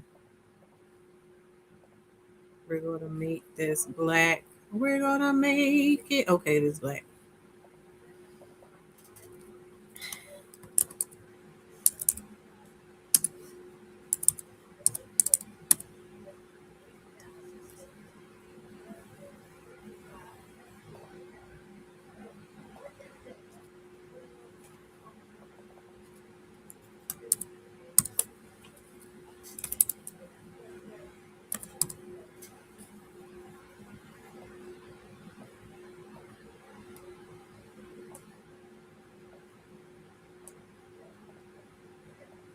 Okay, so there's manhood TM, and then there's just I guess I'll say humanity.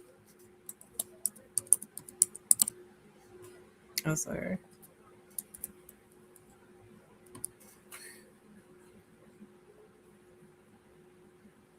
So manhood TM, the thing about manhood TM is that it's fixed. Oh, I'm sorry. It's fixed. And by fixed, I mean set in stone. Have to be dominant. Domination is a big part of it.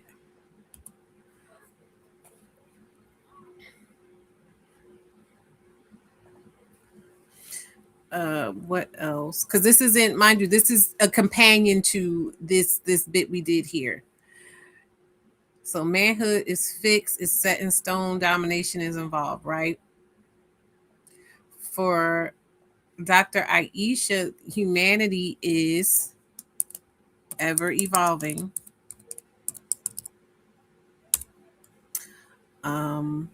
It gives you grace, communal. You can ask for help. Oh yeah, that's what something else I could put over there.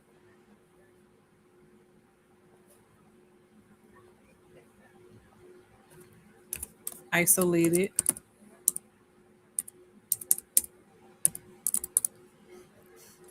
Isolation is a big part of manhood TM. Ownership. There's freedom in humanity. Freedom both within yourself and within relationships. Respect. this manhood TM, men only get respect. And there was something else too that I was thinking about today when I was on my way to pick up my daughter. I was thinking about Christianity. And I was thinking about how in Christianity, you know, Jesus died for our sins and what that actually means. And something occurred to me while I was going to get my daughter. This concept of Jesus dying for our sins. Jesus died for our sins to me, because I do a lot of thought around ego death and the idea that women are supposed to figuratively die. Their egos are supposed to die for relationships. Their egos are supposed to die for men and children. You know what I mean? Like women are always expected to take on everything and love it because that's what you do as a woman, as a mother. Every role that gets you deeper and deeper into self-sacrifice, into sacrifice. And the way that they have disregarded Dr. Cerina within the conversation around her own death is a testament to that. And so that I was drawing that parallel between the concept of dying for people and dying for their sins, and because that is the only time that they'll kind of like give you any kind of, it's because to me it's not even sufficient in terms of giving you flowers or anything like that, but they'll kind of pat you on the head and say good girl when you are willingly sacrificial, a martyr for the concept of family. And so how that is ingrained into and how religion is used so much to indoctrinate us into this thinking, because it's about being a good Christian person, a good Christian woman, a good Christian family, a good Christian nation. And it's off the basis of this idea of the good sacrifice themselves. So in order to be a good woman, you have to sacrifice yourself. And mind you, in order to be a good man, yeah, you have to be powerful and you have to have money and you have to be able to provide and this and that and the other. But you also notice that anything that would have you fall into the category of good, it's already baked into the system that it's easier for you to be a good man than it is for you to be a good woman. You get what I'm saying? Like you can, all the way up to murdering someone, they will still find a way to package you as a good man. But the slightest, what's that called? Not discretion. Transgression of a woman, and transgression meaning anything they don't want you to do. So anytime you speak against men, anytime you speak out and say a man did something to you, anytime you speak out and say I don't like that what that man did, or I don't like what men do, or whatever like that, that automatically puts you in the category of bad. So you don't even have to go anywhere near murdering someone. You can be a bad woman so easily, but it's almost impossible to be a bad man. So that is where even dying, in your dying, you're doing what you're supposed to do because you're supposed to sacrifice to be good like Jesus. You get what I'm saying? Like, you understand what I'm saying? It's so pervasive and it's so scary, like I said, when you think about it in that way. And I understand that to think that and know that and believe that and still know that you have to walk around in this world with people and maybe even have one of them in your house, in your bed, in your pussy. You know what I'm like? I'm saying that I have compassion for the time that it would take to kind of be able to even process that, let alone do anything about it. But I am glad that at this point in time, I'm here doing this. And there's so many other women too. Like I'm gonna be honest with you. I'm so relieved to see so many women having these conversations and calling this out and seeing these things and dissecting these things in different parts of it and stuff like that. Like I'm so good. I love the fact that the birth rates are down generally. And I love even more the fact that the teen birth rates are down so much from where they were before. So it lets me know that we are moving in the right direction. And I'm feeling like, even though I hate that this happened, And I hate that these things are happening and are continuing to happen. And and also too, I want to call out the media as well, because I'm feeling like I said, with all this stuff coming onto my feed now, because I clicked on that one, Roland Martin the other day, I know their game as well. And I hate that psychologically for us that this is happening, because I feel like they're trying to, just capitalize on, oh, you guys like this, oh, you guys interacting with this kind of content, great, now we're going to tell you every single thing that happens, every single time something. I mean, but this is agreed, like that man killing them 7 babies, that's really fucking insane. Like that's really fucking insane to me. And I haven't seen, I saw that, them people on Roland Martin talking about it. I haven't seen anybody else talking about it per se. And I don't want to go looking, because I just don't want to give myself a reason to be upset generally. But I don't know, man. We need to start having more conversation. We need to start seeing men having more conversation, real conversations about the impact of these things, and not just, oh, what would make them do? Oh, they feel so sad. I can't take that shit. You know what I'm like? I have no patience for it. But I also recognize that is their work to do. So I will not be in the rooms with them. And I do not, I don't want to hinder, but I don't want to hear that shit either.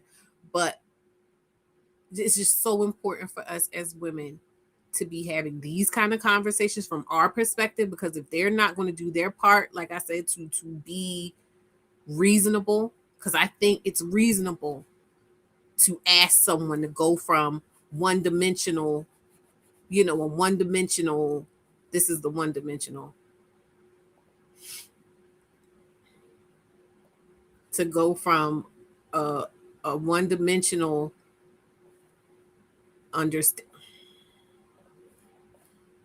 understanding of it to a two-dimensional understanding. You know what I mean? So, and if they can't do that, if they're not willing to do that, then they're not a safe person. And that's just on period. You know what I mean? So I don't want to harp too much. Let me see. Oh, I noticed when I went on my phone, I pinned the link to come up if anybody wanted to come up.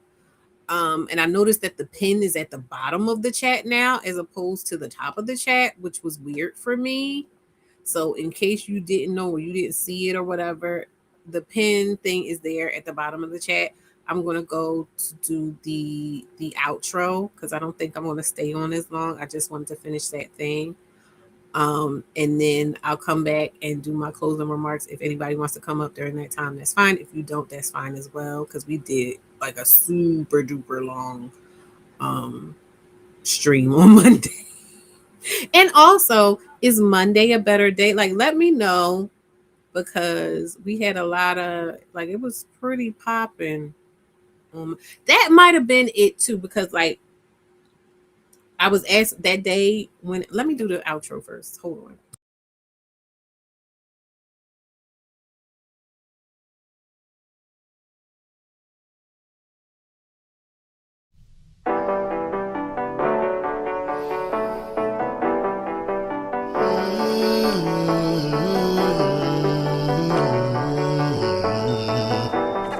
Roll smooth with a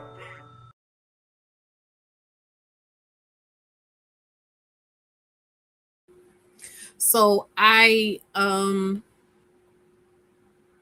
Monday, like I said, we had a bunch of people on the panel too, though, and there were a bunch of different factors. I'm just trying to know if that was just a fluke or if that was something,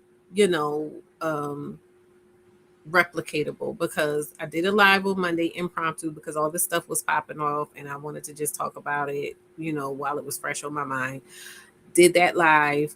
We had a couple guys pop in. We had a bunch of people were here, and talking. So I'm wondering, just let me know if Monday is a better day for you guys. I don't know if maybe I should do a poll or whatever. I'm not sure, but yeah, that was something that happened. What else is going on? For anyone who didn't hear, because I said it on Monday, if you're in a Discord with me, I've started to just put whatever I'm putting in Discord that I want people to see in my Discord, because I believe most of y'all are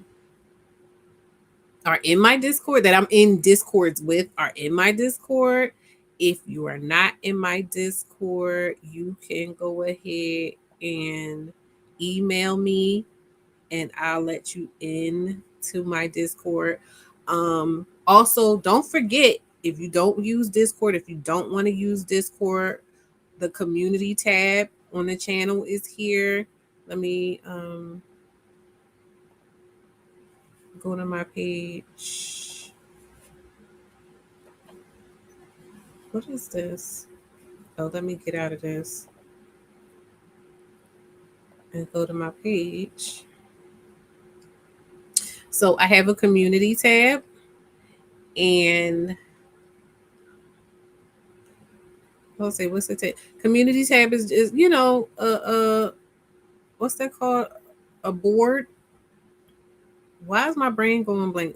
I was going to say a cork board, but we all can post on here, because I had posted Paper Frost. Thank you so much, because I think I asked y'all about whether or not y'all can post. So y'all can post on my board as well. If there's anything, if you don't feel like easy, thank you guys for this too. If you don't feel like what was I going to say? If you don't feel like emailing me, if you're not in Discord, whatever, but you still want to communicate with me, you can Monday is good for you. If you don't want to communicate with me through email and you don't communicate with me on Discord, you can communicate with me through the community tab here, because that is a tool we have. So if there's something you want me to watch, if there's something you want me to comment on, especially if it's on YouTube, that should be a lot easier for you.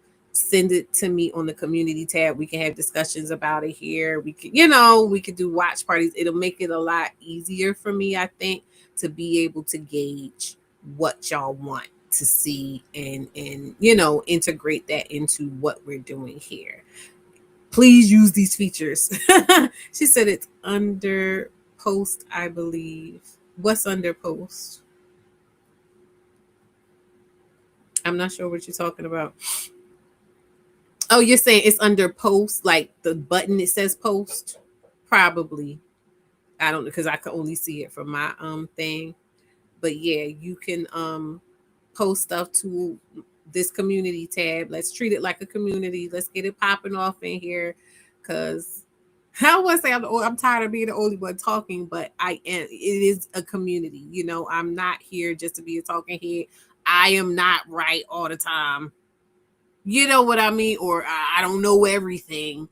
I know what I know. I tell you all the time, I know what I know, but I don't know everything. And whatever knowledge and stuff you have, whatever opinions and stuff you have, whatever insights you have, whatever experiences you have are also useful here for other women. You know what I mean? Like this is for other women. Yeah, community. So, all right, I'm going to release you, let you go. I like this beat a little bit. I don't know. Will I make some TikToks? I don't know. But all right, love you all. Thank you so much for joining me. I will talk to you soon. Yeah, this webcam situation. I mean, I'm here. You can see me. It's fine. The microphone still works, but I'm so upset about the webcam. You said YouTube changed it. Oh, okay. I get you. Yeah, it's community tab instead of post. Yeah. So, but the point is that y'all can be the ones to put things on here. As you can see, Paper Frost put something here, so y'all can put stuff there. It doesn't just have to be me. Oh, somebody already emailed about joining the Discord. Okay, so I will talk to you later. Love you all. I do that to my daughter, so please, to my baby. I'll talk to y'all later.